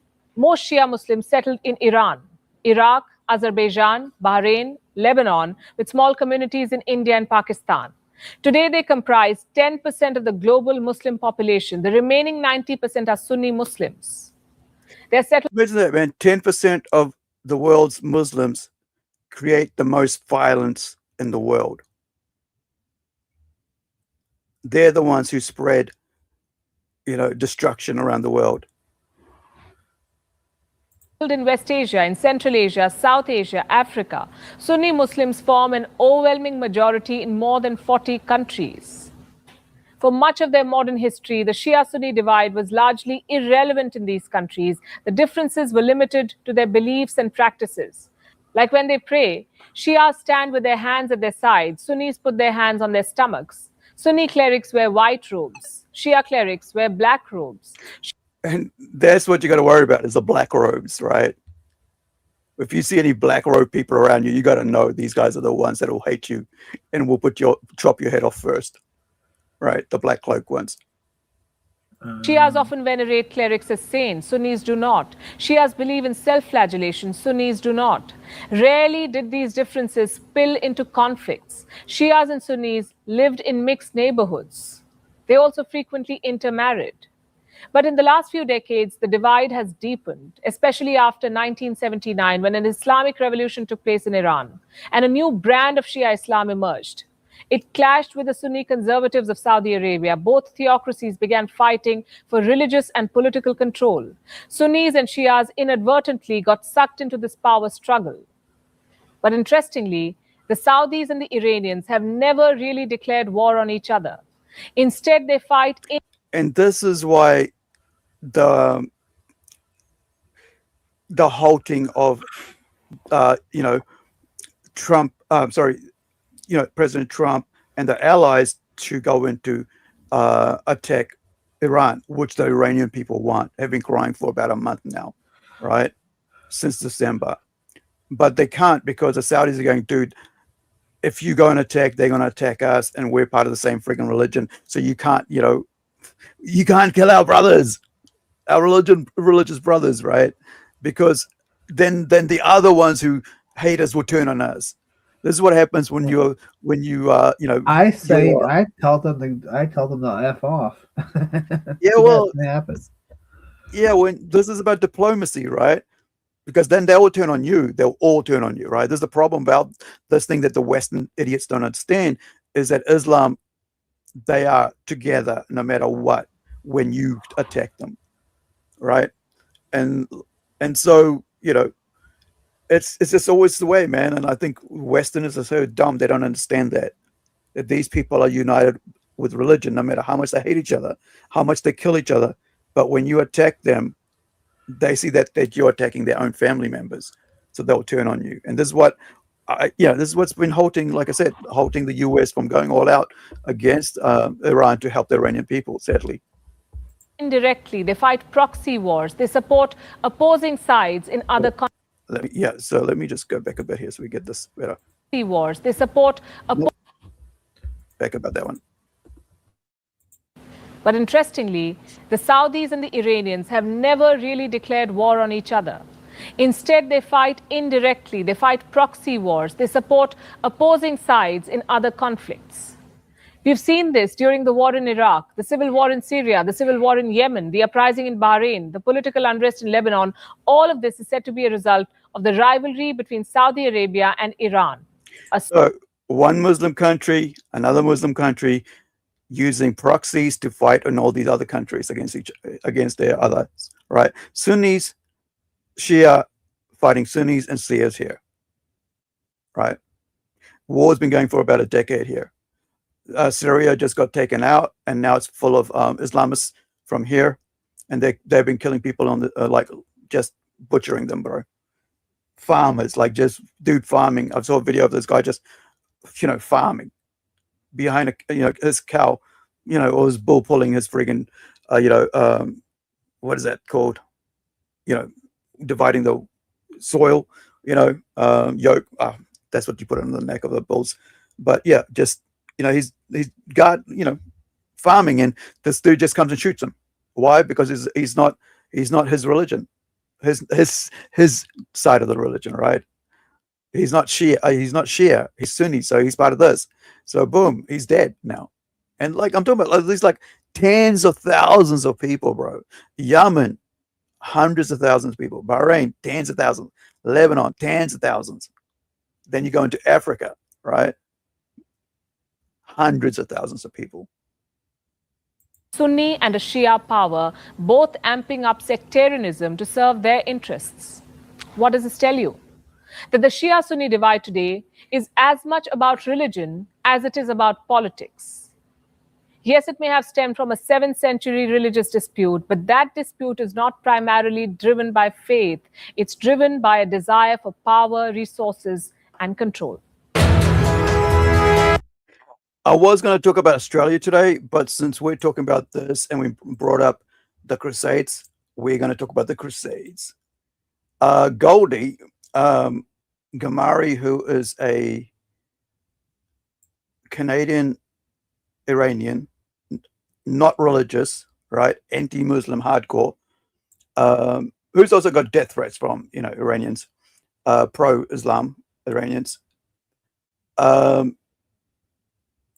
She put out this video, and yeah. So by the way, guys, if you want to know what's going on in Iran, updates daily and stuff, do give Goldie a follow. Also, Atheist Republic. I've been a member of that for almost like 3 years now. Atheist Republic's another one that covers Iran because they're both, run by Iranians. I think one's American and Iranian, the other's and Goldie's Canadian. So here she says, "Stop apologizing for the Crusades," and I think it's about time we stop apologizing for the Crusades. The Crusades was the greatest thing to save the West from Islam, and we need it again. But I think the best way to do is just like don't tolerate them and don't let them get a foothold in your country. I have a message to because the more people Islamists are in your country, the more danger you'll be under. Ask Australians.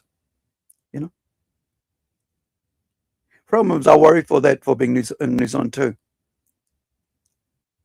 because we are getting a lot of the ones we're getting is from Fiji Indians who are who are Muslims from Fiji, who have no idea about the bullshit that's in the Middle East that has been taught to hate people. So when they get over here, they get radicalized by people from the Middle East visiting to preach in these mosques. There's 2 mosques in one place right now, and huge mosque in Christchurch, which was a couple of years ago in 2020 was shot up because, from my understanding, is that there was preachers coming there from the Middle East and Europe to radicalize the locals, which kind of like meant that dude, who I don't agree with, but he went, at all, because, it was terror attack. But he's Australian, came over here and got hold of, criminal guns and shot up the place. So if you look it up, it's like Christchurch mosque shootings around 2020. By the way, our country paid up around $5 million to those people who were like injured or weren't even injured, to their families, housing, clothing, benefits. And one thing I forgot to ask, I was going to ask Grok, right? Do Muslim countries pay for for foreigners being killed in the country? Foreigners killed by terrorism in their country, with was it benefits? I guess pay for parents who kill the country, benefits, etc. Let's see what it says while we listen to Goldie.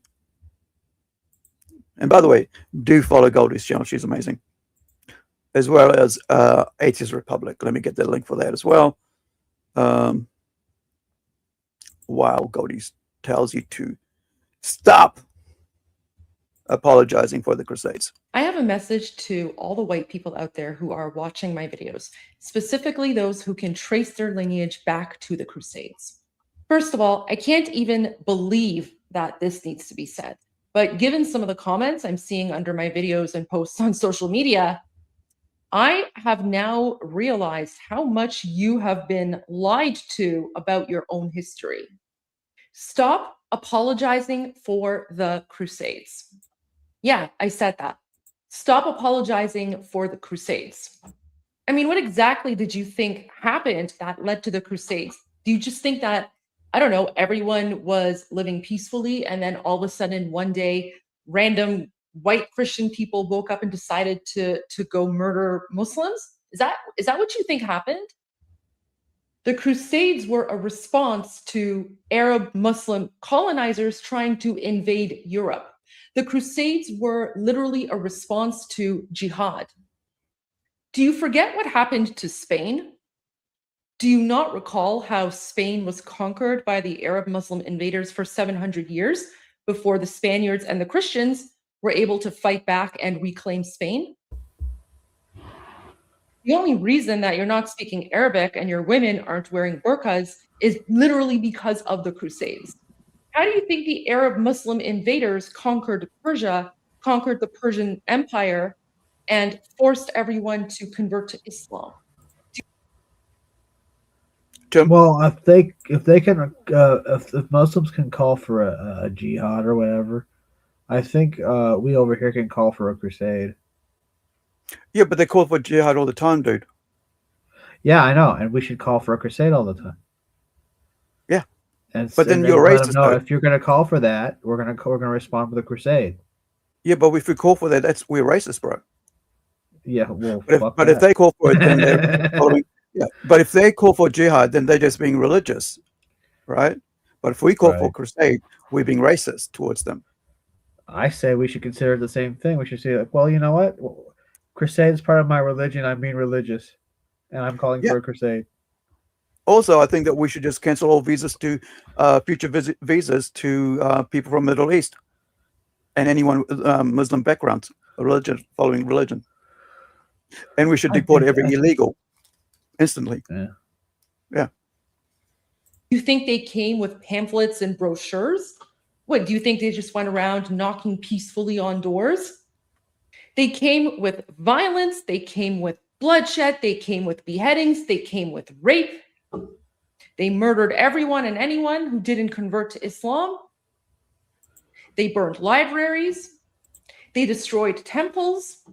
They even forced us to speak Arabic for 200 years until we were able to secretly revive our language, Persian.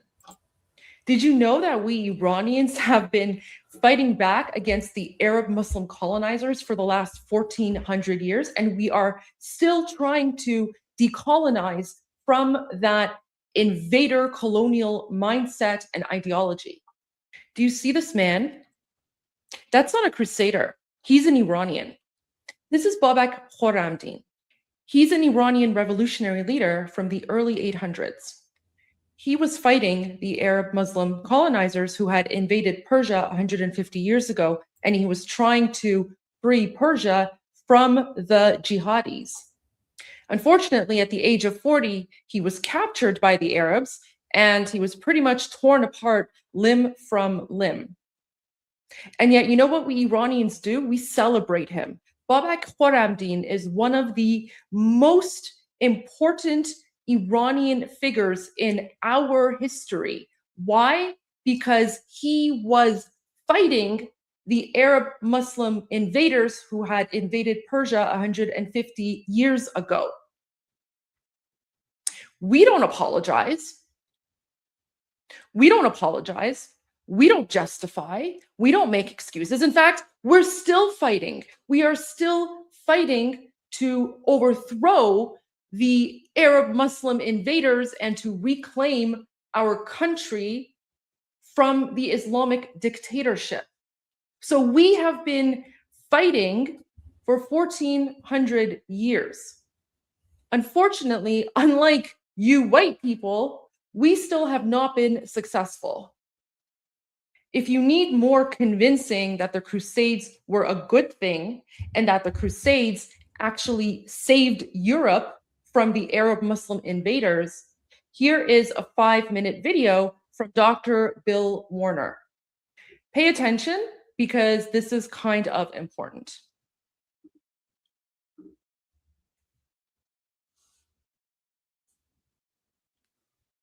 Whenever you're dealing with an apologist for Islam or even a Muslim and you bring up jihad, almost immediately they kick back to you. Well, what about those terrible crusades? Why, they're the moral justification for jihad. I mean, we're just as bad as they are, so let's not talk about jihad, okay?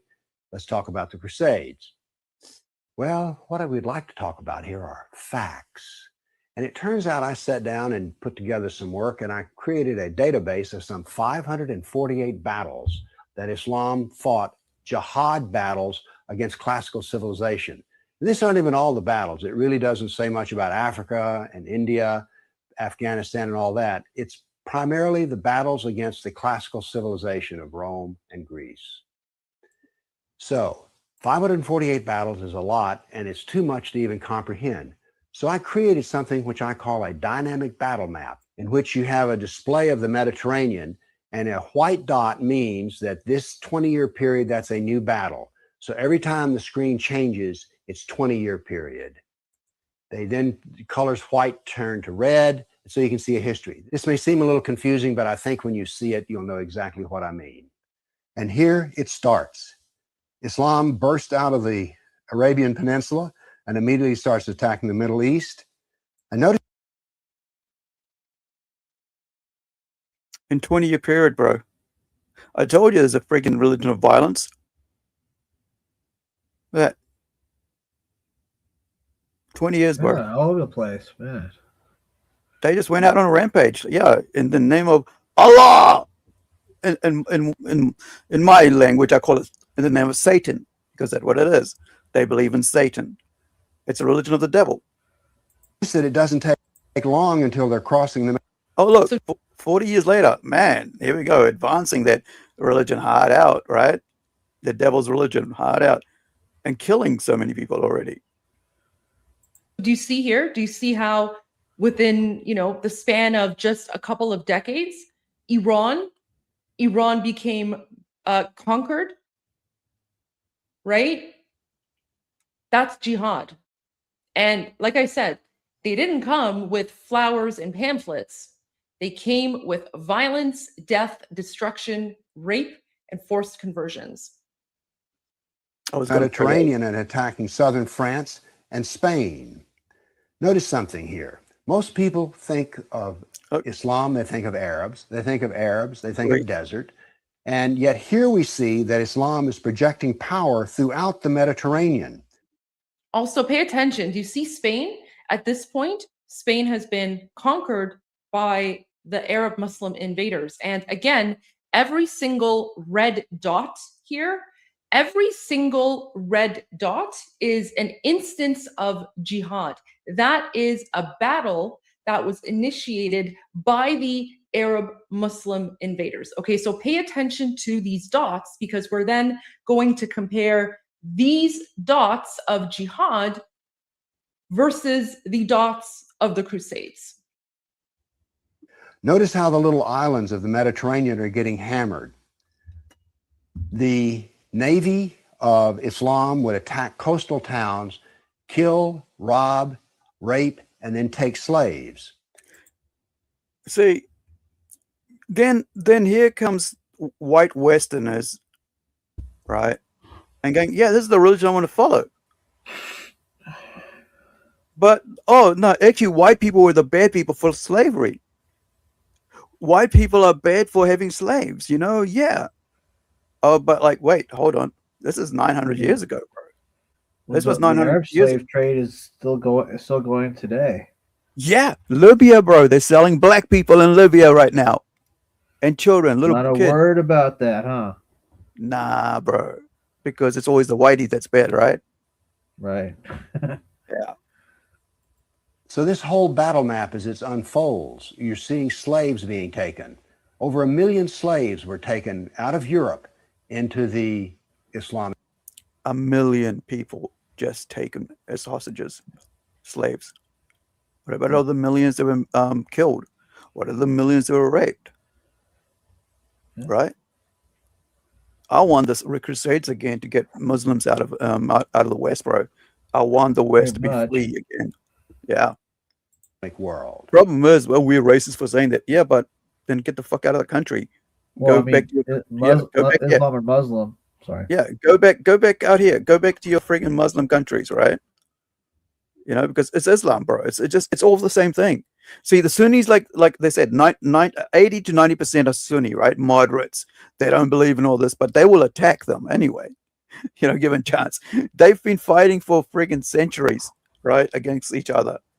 Then they'll join together to go against us, like they've done ever since. You know, gosh. That's something you don't. Let me just go back to this. Kessa says, not really related, but if you look at a picture of Salman Rushdie before the eye patch or do a side-by-side comparison to late director Stanley Kubrick, you'll see, you'll swear they're doppelgangers. Yeah. Yeah. Yeah. I was trying to actually read his book, The Satanic Verses, which is what got him, you know, which is why they tried to assassinate him and also took his eye. Right? Because he was on stage talking and they took his eye. I've been trying to listen to audio, but it's just not my thing, man. I keep falling asleep through it. It's just not my kind of thing. But yeah, I do recommend reading it. It'll probably be easier reading it than listening to it. I found a 2-minute monotone audio book. I was gonna say. Wait, are you testing me? Hold on, Tim. Are you testing me, KSS? Do it. All right, we'll play this, and then I'll go find this thing. No, I know you're trying to make sure that I fall into that trap of actually showing it. You know, I'm gonna leave that. Think about much, but it's absolutely true. There were over 2. I will not be detracted from my my stream here. Thank you very much, KSS. My good friend KSS. Over 1 million slaves were taken out of Europe into the Islamic world. That's something you don't think about much, but it's absolutely true. Tim, did you have something to say? Yes, I was gonna say that people when they say that they do realize that Muslims or Islam is not a ethnic group of people or a race, as it were. Yeah, it's a religion. Yeah, a political movement. Yeah. Yeah, a political movement even, but it's not a race of people. Right. Because they're from Africa, they're from from Iraq, from Iran, Afghanistan, Saudi Arabia, Yemen, Oman, right? Turkey, Georgia, right? Oman, Algeria. So they're not a race of people. So they can't say, if you're saying Islam must go, well, we're not being racist. We're just telling you that your religion doesn't belong in the West. Your belief system should not be in the West. All right. There were over 200 battles fought in Spain alone. And we also see, however, on the East Coast in Turkey, that Islam is trying to break into Europe. Now, what's going to happen is, in Spain, this ongoing fight that lasted for 400 years is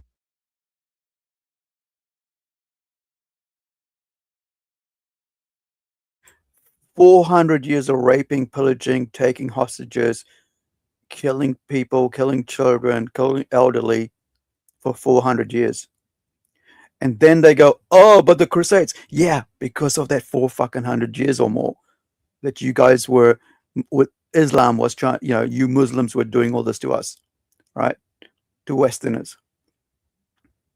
The first enemy of America was Muslims. They were called the Barbary Pirates. the Christians are going to push back the Muslims. But now then what has happened over in the East is that Constantinople has fallen, and now then Eastern Europe is getting hammered. The jihad now comes to Eastern Europe. It's pushed out now of Spain. Northern Africa is now completely Islamic. The Middle East is completely Islamic. This is all jihad, relentless jihad. And why is it? Kesa says the Satanic Verses wasn't a light read. I read it 25 plus years ago, but I didn't get why Cat Stevens left his peace train singing Ways and went all anti-Salman Rushdie. Yeah, because I guess, they all, it starts off with, oh yeah, because it's a peaceful religion. They buy into that shit because none of them know about the history of it. None of them know what's written in there because they just get told shit. The first time I actually met a Muslim was at my mum's house back in the 90s. And because I'd read the Bible, I knew what was in the Bible, right? So I was telling them, what the Bible said about Genesis and stuff, how, and I said how, Adam had ate, Eve had offered up the apple to Adam and Adam had ate it. And their response was, oh, see that apple that got, that the reason we have this voice box in males and not in females, the Adam's apple, or that's from the apple being stuck in there. And they were surprised. These two friggin' people in their 40s, males, who were actually here in New Zealand, praying over the meat so it could go to Iran and to the Middle East, because so then it will be like halal, so they could eat it, right? The Muslims could eat it because you said it, suddenly it became holy meat that's edible by Muslims because you said some fucking prayers over it, right? And then and these 40-year-olds, and I'm like a 90s, yeah, I would be about 20s, right? Maybe actually 22, 23, yeah. And these guys were twice my age, and they didn't even know what I was telling them that I read in the Bible, because they've taken things out of the Bible and twisted it, right? They've mixed it up with Judaism, with is it Talmud? Oh, the Torah, right? Sorry, the Torah, which is the Old Testament, and they've mixed in with other religions. Even Hinduism's probably actually, I think Hinduism is mixed in there because they talk about angels and demons and all this shit in those weird ways. And they make it's like a book of fantasies mixed in with religious ideas and concepts from other religions. That's the Quran. That's why these guys always fight each other, because they can't tell what's right and what's wrong. And here's the thing. See, the West lives by the 10 Commandments. Whether you want to believe it or not, the West is based around lawfully. The laws of the West are around the 10 Commandments, right? One of the commandments in the Bible, which we all in the West live under, is do not lie or give false witness. In Islam, you're allowed to, and there's so many different rules on how you can lie. That alone is opposite to Western culture. The fact that you can lie against your neighbor, which is against the Bible, which is against our laws, that you don't lie. If you're in court, you don't lie because that's bearing false witness. That's okay in Islam. That's okay. It's okay for you to lie on someone, right? I mean, how vile is that? That your religion teaches you just that, right? That you can lie. I mean, that's disgusting, bro. Like you two are standing before the court and goes, "Oh yeah, he did this to my girl," and like, what? Yeah, I'm Muslim. I can say that. It's all right for me to say that. It's so relentless. Well, Muhammad was relentless in his jihad. And these people are good students of Islam, and so it's against the kafir, on and on. It was traditional that when the Sultan came to power, the brand new Sultan, he would immediately try to launch new wars because he was going to be noted in his Islamic history as to how well he fought against the kafir.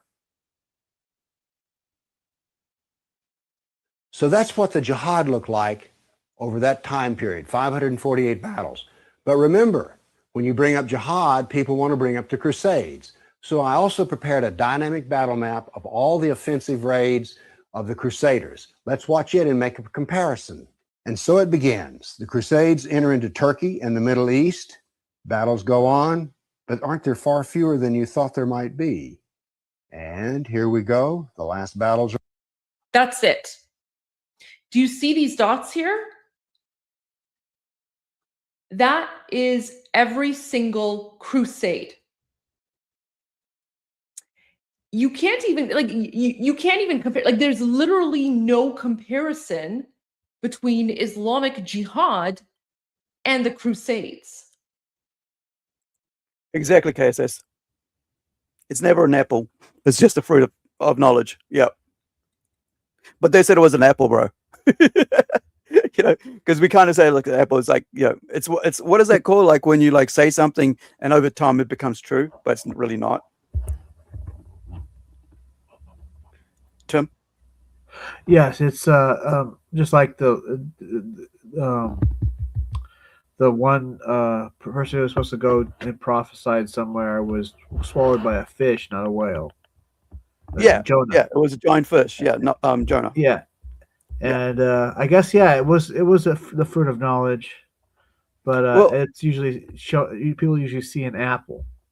Yeah, I wonder if it was a banana.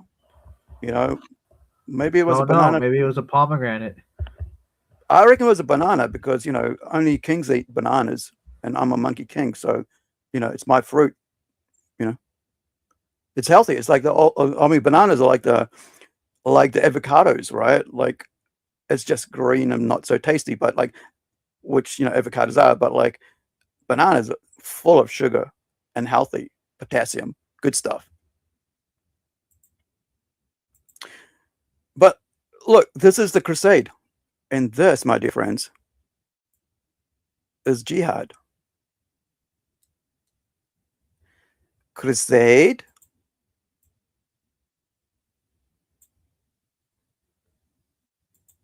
Jihad.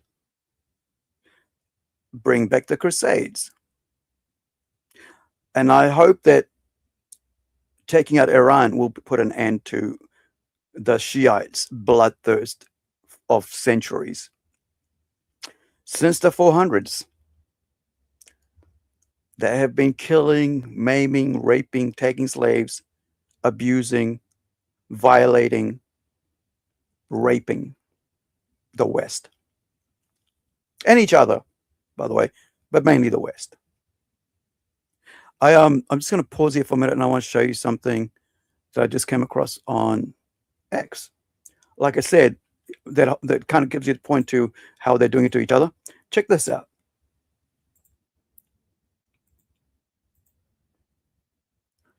So this lady, right? Tunisian, right? From Tunisia. So Azad Al-Salam writes, and I'll actually put the link in the chat so you guys can, later on want to share it, go share it. So, Kessis writes here before I go on. I think the apple came from a mistranslation from Latin with the word for apple and evil being the same word. It's been a while since I read it. Okay. Yeah. So it's the fruit of knowledge, right? Fruit from the tree of knowledge. And then there's also there's like a fruit from the tree of life as well. I wonder what would happen like if you're taking the fruit of life. It'll be interesting. Okay. So a pro-Hamas was killed by a pro-Hamas in Germany. See what I said? They kill people over, in Europe. These people, these Muslims, right? Terrorism outside their own countries, right? They can't keep it to themselves. They got to go kill everybody else elsewhere. So 31-year-old Tunisian girl who had celebrated October 7 attack on Israel was found dead in an apartment in Germany. The alleged perpetrators, 32-year-old Palestinian, is said to have recently entered Germany illegally. Like I said, they're not there to live a good life. They're there to carry out violence. They don't come to the West to enjoy life. They're here to preach. They spread their venomous, cancerous, violent religion, and then carry out so others can carry out the violence. Right? Just like Australia with Bondi Beach, domestic terrorism. Actually, I had something else before. I think in line with that would be quite interesting. Let me see if I can just bring it up.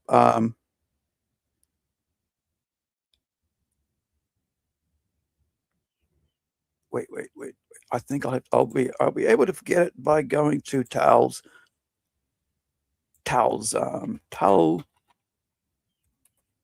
the traveling clat page. I saw him like it's on his shorts, right? So it was interesting how he baited these two Muslim Islamists living in Germany, bro. Since we're talking about Germany, right? Where he there we go. All right, let me switch out of this and go into Traveling Clat's channel. Tal Olan. He's an Iraqi Jew, if I remember right. And this one here, masterclass on getting jihadists arrested in Germany. As you go, we had Jewish. Oh, hey, stop. You need to. The Taliban. Okay, so wait, hold on. That's not it. They just murdered 50. My bad. It jumped ahead on me. It's this one. We had Jewish people. All right, stop. So, as you guys may or may not know, anything anti-Israeli Jewish in Germany is illegal. All right. And so, if you're out here as a Muslim, wait, no, I don't see him. I thought like Alesmet was down chat. All right. So if you are doing anything anti-Jewish, because as you know, Hitler killed 6 million Jews, and that's a fact. That's not a joke. That's not a freaking lie. That's not conspiracy bullshit, right? My grandfather on my dad's side actually fought in that war. So yeah, he was a minesweeper in the English Channel. His legs froze. He got frostbite, went to Russia, was hospitalized in Russia. And then once he was fixed, he was returned back to England. And only recently, about a decade ago, was acknowledged for his bravery in the war, right? His part in the war. So if you do this, right, in Germany, if you start promoting Jewish hate in Germany, those people are, there's laws against that because, Germans, are very, I guess, I don't know what the right word is, but get upset when you start letting people get away with saying nasty shit like this. So Tal here, right? Bates cooks these guys, like really cooks these guys. We want those Jewish people. We will kill tomorrow 100 Jewish people. Sieg Heil. Hi Hitler. Hi Hitler. We hate Jewish people. We want those Jewish people. We will kill tomorrow 100 Jewish people. Sweet Zionist. I'm pro-Palestine, bro. I love Palestine. No, you don't. Wallahi, look. Allahu Akbar. I'm just trying to catch Zionists, like the soldiers when they come here. I'm just trying to catch them and expose them. If I want to be very effective to the Zionists, what you have to do is you have to be smart like them. I printed this stupid jacket. I printed this stupid flag. I just talk to them and I get them to say stupid stuff. And then I post their face and I report them all over the world. Yeah, nice. Speed test. Okay. When you eat with your hands, Yeah? left hand or right hand? Right hand, of course. Brother, left hand is for... for the tizi. Where are you guys from, brothers? Germany. So wait, you guys said some interesting shit. You guys planning on killing some Jewish people? I speak now for my health. I don't hate Jewish people. But Zionists. I hate Zionists. Yeah, bro, I think I want to come to Europe and just hit some Zionists. It's a lot easier to do that stuff in Europe. You're welcome, bro. German police are for the Zionists. Really? So if you guys did something to like Zionists, they would arrest you or something? Yeah, of course, directly. No way. This one is 5,000 euros, 6,000 bucks. Just for doing the Hitler salute? But Hitler was a good guy. It was the best. When I say Hitler does not kill 6 million people, they could be not arrest, but I got problems. But if you do what you did, what was it that you did? Did they take you to jail? Money or jail? Yeah, no, thank you.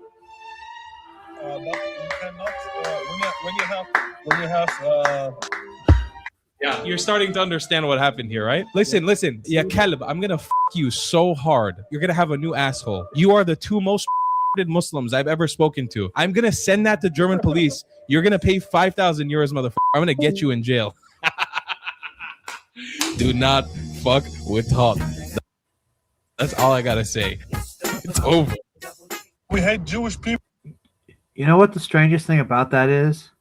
Mm-hmm. There are people on the right side of the political spectrum here in America that kind of talk like this. I've heard that before.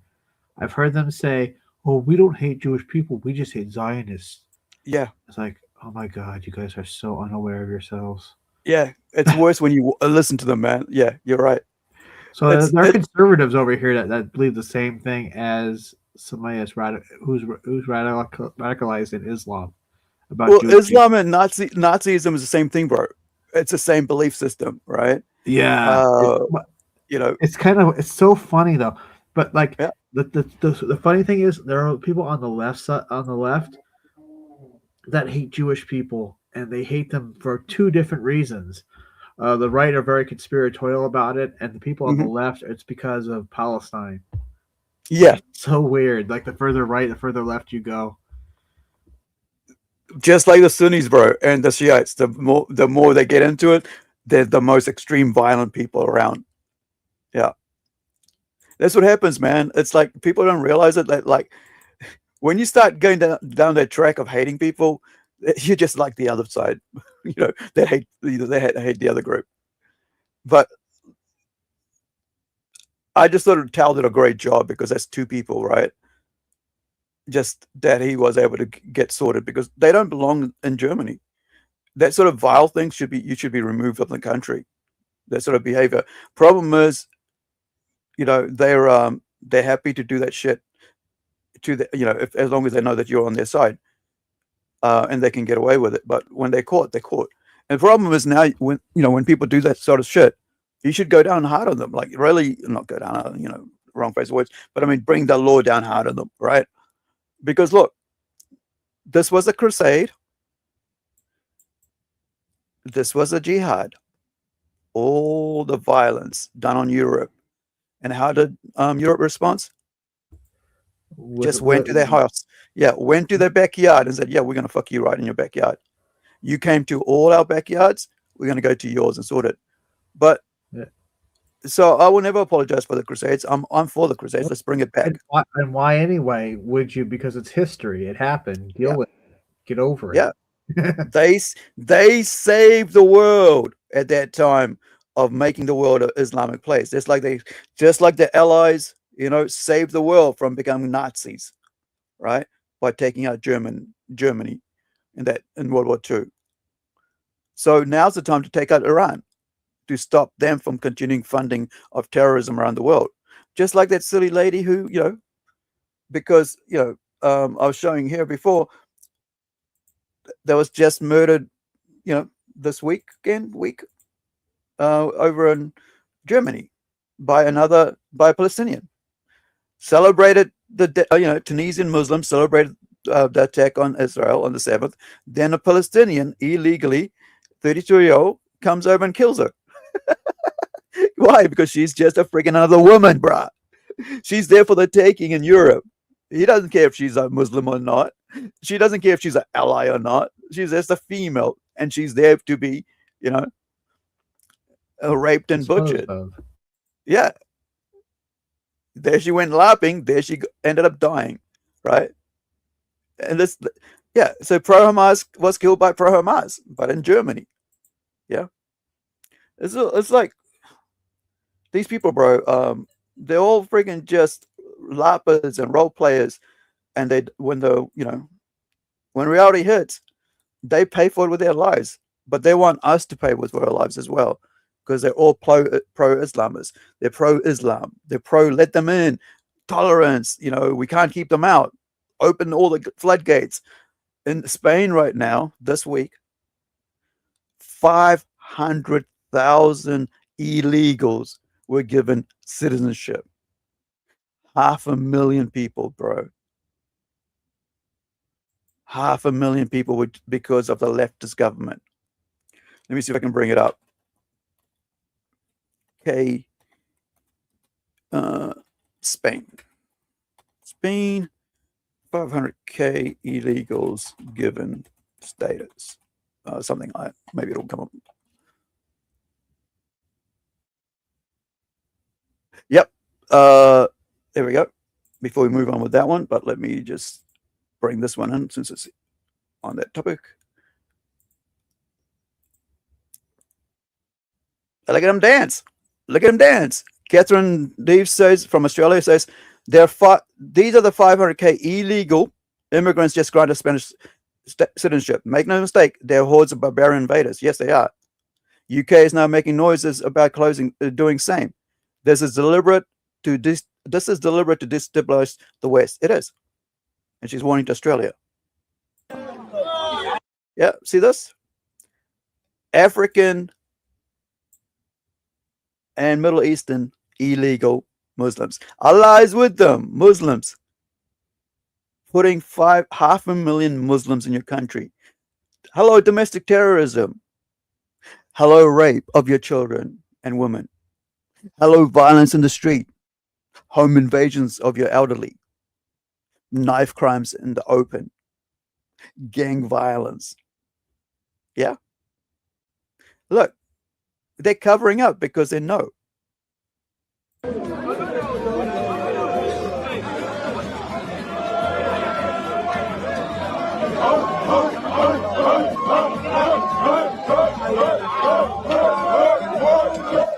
Fucking monkeys, and I'm the monkey king, but fucking monkeys, bro. Animals, bro. Yeah? Trash. Look at their military gear too as well. Hey, well done. Well done, Spain. What's that, bro? It's going to take them forever to get those people out once they start causing problems. Bro. They are legal citizens now. These morons, instead of picking them up and throwing them out of the country because they're illegal, they've invited these terrorists into their country. And I'm telling you terrorists because, bro, that's what they are. Right? See, Allah is with them. They're not your Sunnis. These are your Shia, violent bastards from Sudan and Nigeria, right? Tunisia, Lebanon, Afghanistan. So yeah, well done, Spain. Just make sure that we gotta, like in New Zealand, Australia, we gotta make sure they don't get visas into our country, because now they hold Spanish visas, right? Spanish citizenship. And this is what people don't realize. outside of that country. So once you get you get a passport, you can travel elsewhere. So these motherfuckers in Spain just handed 500,000, 500,000 Muslims tickets to the rest of the world. All right, I should say passports. You got to pay for the tickets, but passports to the rest of the world. So they can go anywhere and do anything, but they're Spanish citizens. So when they go and attack, somebody here in New Zealand, oh, we're Spain. So a Spanish gentleman attacks someone, so Spain gets the blame. They don't tell them. Muslim from Africa attacked a Kiwi, right? No, it's a Spanish person. That's how they hide their nationality, right? Because now they're national, so freaking, they're countrymen of citizens of Spain. These animals, bro, right? Yeah, middle-aged man, like army-age man, right? Look at them. I told you they're animals, bro. They behave like animals, right? Get in the car. Let's go get your citizenship, brah. Pop, pop, pop, pop. Right? Look, you're Muslims from Middle East. Yeah, Allah is with them. Tim. So maybe if it's too late to stop them from getting into Spain, then maybe we should just prevent people from Spain from getting anywhere else. Exactly. That's what I'm saying. Right? If your passport doesn't say born in Spain, right, but place of birth in Spain, then you ain't coming into my country. Right? Well, I mean, even if they are born in Spain, since they let all those people in, then people who are born in Spain shouldn't be able to travel anywhere else either. That's actually a good idea. I'm with Trump on that. Remember, he said shithole countries. I'm not going to let people from shithole countries come into our thing. I'm thinking the same thing on this one, bro. Right? Bro, this is why I'm not a politician, because I'd be hardcore. Right? I'll be like, fuck this. Sorry, not today, Jose. You go back to Africa. Not today. Bring back the Crusades. But Spain, right? Spain, who was like pillaged, raped, and thing in the hundreds of millions, right? Are letting the same people in now. All that sacrifice their forebears made to free Spain from Islam, right? From Europe, right? From Islam, only 200 years ago, right? 1900. So what's that? 126 years ago, they let them all back in.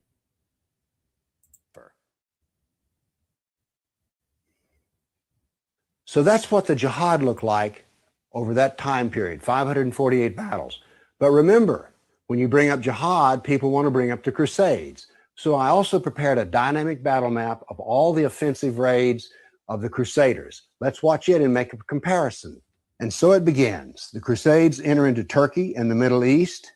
Battles go on, but aren't there far fewer than you thought there might be? And here we go. The last battles. That's it.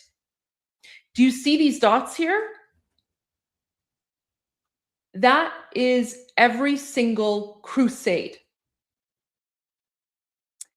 You can't even you can't even compare. Like, there's literally no comparison between Islamic jihad and the Crusades. Were fought, and that is the end of the Crusades. So now then we can talk about some facts. Yes, there were Crusades, but notice they ended centuries ago, and jihad is being practiced today. Jihad has been with us for 1,400 years. There is no comparison between jihad and the Crusades, certainly not a moral comparison. And when you're looking at the Crusades, remember, in one sense, all of the Crusades were defensive wars. Why?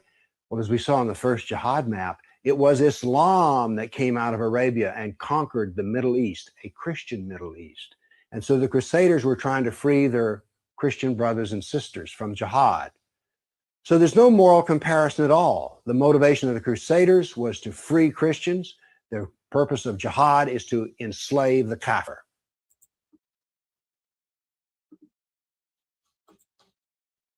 Was that clear enough for you guys? So, what's the lesson that we have learned today? Stop apologizing for the Crusades. The Crusades were justified. The Crusades were defensive. Stop letting people who hate you and who want to take over your countries and your civilizations, stop allowing them to rewrite history and stop allowing them to paint you as the aggressors in order to guilt trip you into appeasing their intolerance of your countries and your traditions and your values. Because again, as an Iranian, I'm telling you right now, I wish that Iran had been able to have something similar to what the Crusades were, because then maybe my country wouldn't be under an Islamic occupation and it wouldn't be a 7th century Islamic hellhole governed by Sharia law. And now you know. Couldn't said it better. Like I said, fuck Islam and fuck everyone who promotes it, especially white leftist women who know nothing about it.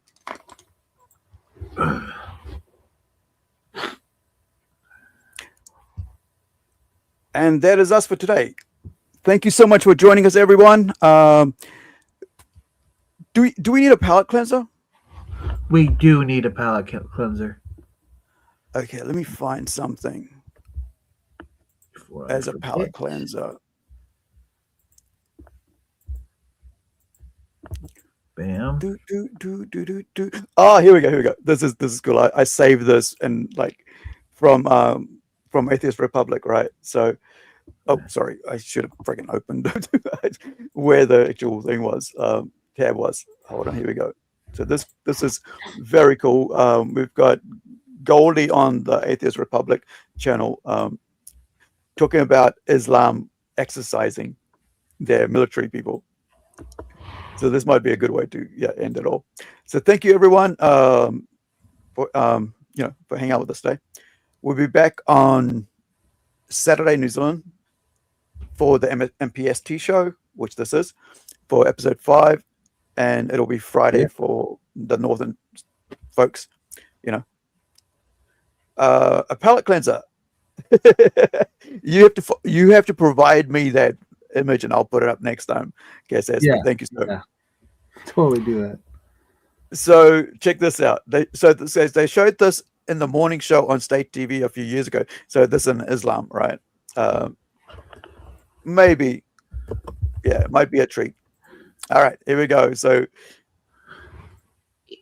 yeah, so you know how like you wake up in the morning and like you turn on the TV and there's like exercise programs on certain TV channels. Yeah, this is the jihadi exercise program. Ya Reza, Ya Reza, Ya Mahdi, Ya Mahdi, Ya Mahdi, Ya Zahra, Ya Zahra, Ya Zahra. Inshallah که دنیا و آخرت از خط بلادونه صلوات فرستیم. I don't know what that was. Inshallah, something. Get physical. Let's get physical. I want to see your body tone. I want to see your body tone. I thought you were saying something about mashed potatoes. Mashed potatoes. This is the aerobic jazzercise. That's the word. Jazzercise. I'm thinking about like what's her name? Yes, that's exactly how I work out. Olivia Newton-John, and she had her, and there was the other guy. Who's the guy? Was it Simon somebody who also was doing it? But this is what you see on Islamic TV, bro. An old fart in the 70s or 80s showing 20, 30-year-old man, 40-year-old man how to exercise. And like you turn on the TV and there's like, exercise programs on certain TV channels. Yeah, this is the jihadi exercise program. Ya Reza, Ya Reza. Yeah, that's right, Richard Simmons. Ya Mahdi, Ya Mahdi, Ya Mahdi. This is Iranian TV, by the way, national TV. Ya Zahra. İnşallah ki dünya ve ahiret az katı veladına salavat versin.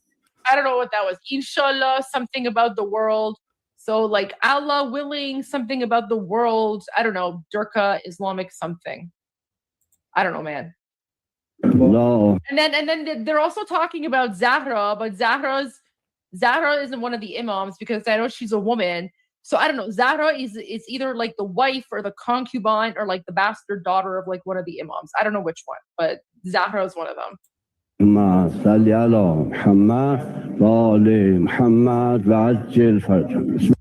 I know what that is. That's a salavat. So he's sending like a salavat, which is like some sort of prayer to like Muhammad. So now they're like during the exercise routine, they're praying to Muhammad. Sorry guys, I'm not as good as translating jihadi. I'm not as good as translating jihad to English because this is like literally not my thing.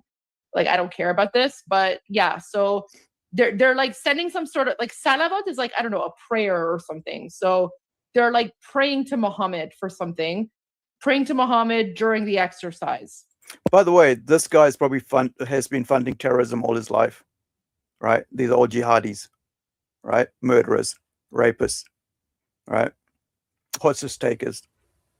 He looks like a forgotten character from Street Fighter. Mashed potato? Mashed potato? God is all? God is all? And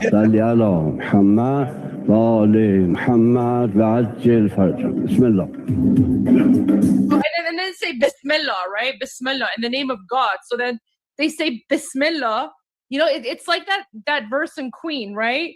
You know, Bismillah. We will not let you go. Anyway, so he says Bismillah, I guess in the name of Allah. And then they're like, then they start their like Bismillah.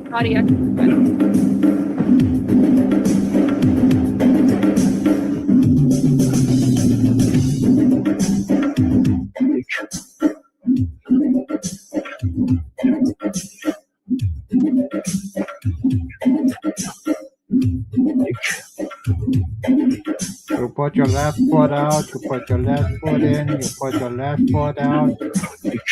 And that's how you do the hokey pokey, right?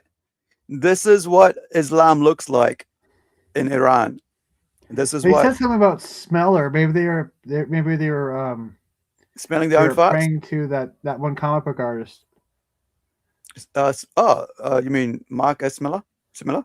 Yeah, they're praying to Mark S. Miller that they're his follower. They're his followers. Mark S. Miller. Mark S. Miller. Check out what the chat's saying here. Tehran, Backstreet Boys, and Bismillah. What else you got? Yeah, you got lots of laughter. Imam Master Hussein, Durka, Grandmaster Yuck, Black Belt Splitter. The Iraqi boys.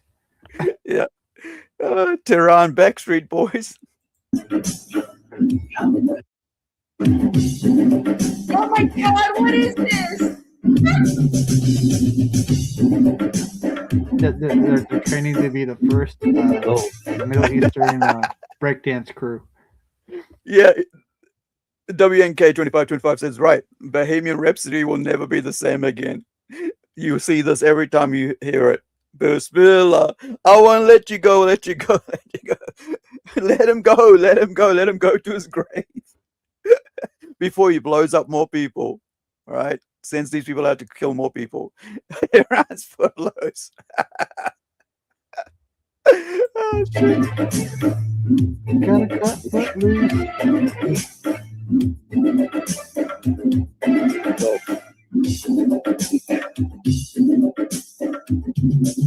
That's weird. Now they're dragging their butt across the carpet like a dog.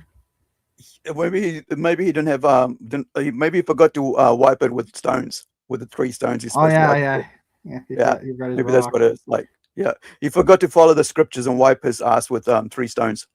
Yeah, So now he's got to wipe it, run across like a cat with what is it called when when what is that when like dogs when it doesn't they don't get it all out. Yeah, and so they start like running across the carpet. I saw somebody actually did a meme or something of it, like recorded of a dog doing that. It was like a long streak. Maybe that's what they're going to do here. Like, oh yeah, he forgot to use he should have used the 3 shells, man. You're right. He doesn't know how to use the 3 seashells. Yeah.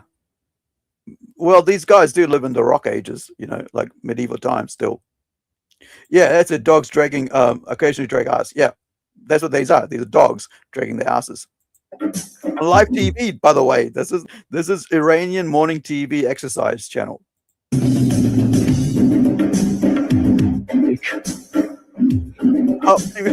Up to it, my lady. Is he gonna do his hurricane kick? Oh, bro. You reckon they do twerks? The dragon uppercut. Oh, under the leg, bro. There's like kids. Like, oh my God, what is this? Yeah, dragging that ass.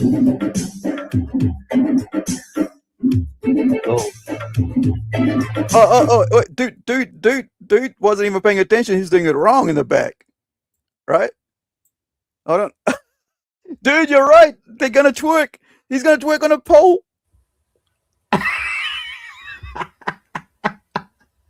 Like, wait.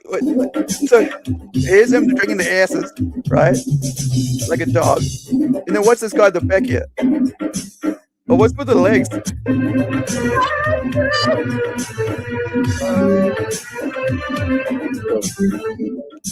Oh. Wrist action. Feel the burn. Yeah, wrist action.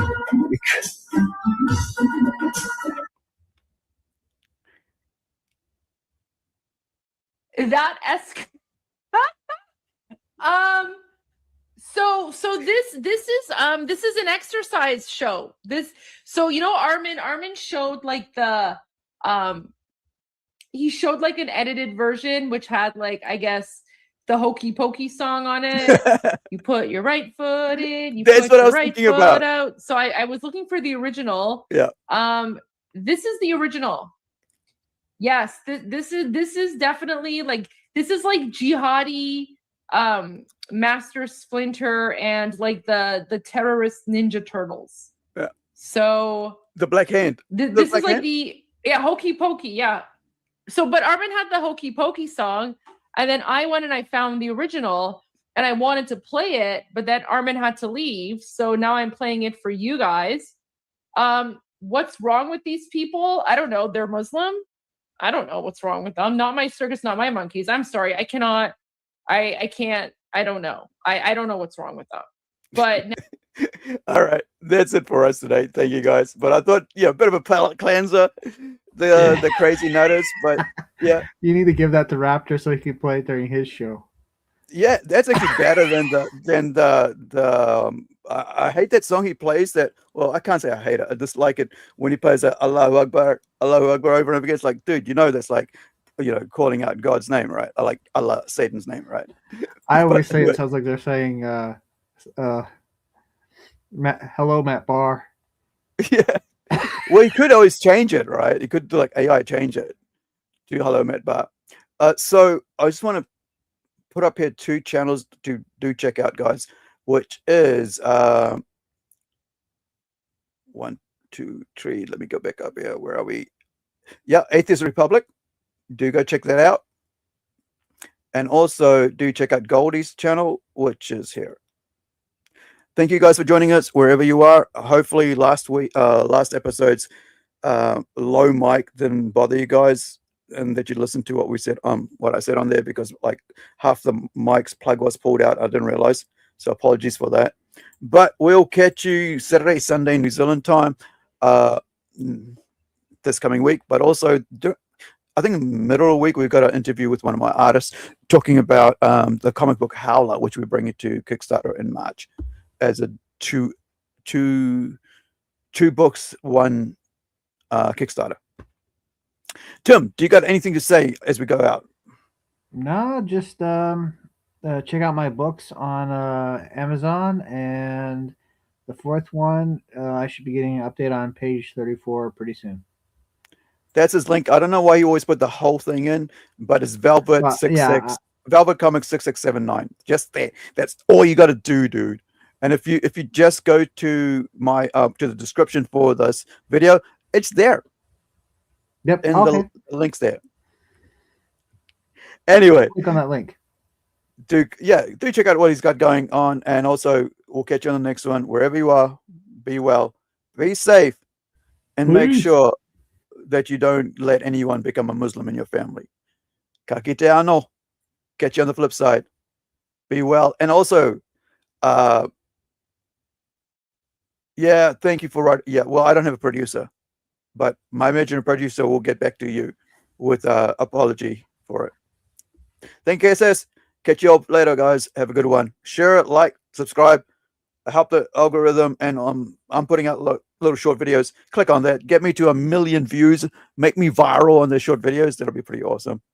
But the other thing, Yes, cool give things them a about virus. yeah, give me a virus. Viral virus.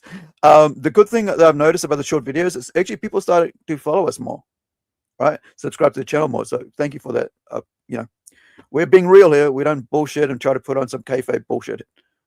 And yeah, it is what it is, and we say it like it is. Well, I say it like it is. Tim can, say whatever he wants. What do you want to say, Tim? Yes. I keeps it real. We keeps it real, and hopefully you find it fun and educational and enough to bring you back again. Ka kite ano. Catch you on the flip side, guys. See you all around. Nope. Can't stay here anymore. I gotta get back. I think this was the spot. Oh Lord, I beseech thee, please return me to my old life. I swear I'll do anything. Like, literally anything. And I won't bother you again, so pretty please bring me back to life.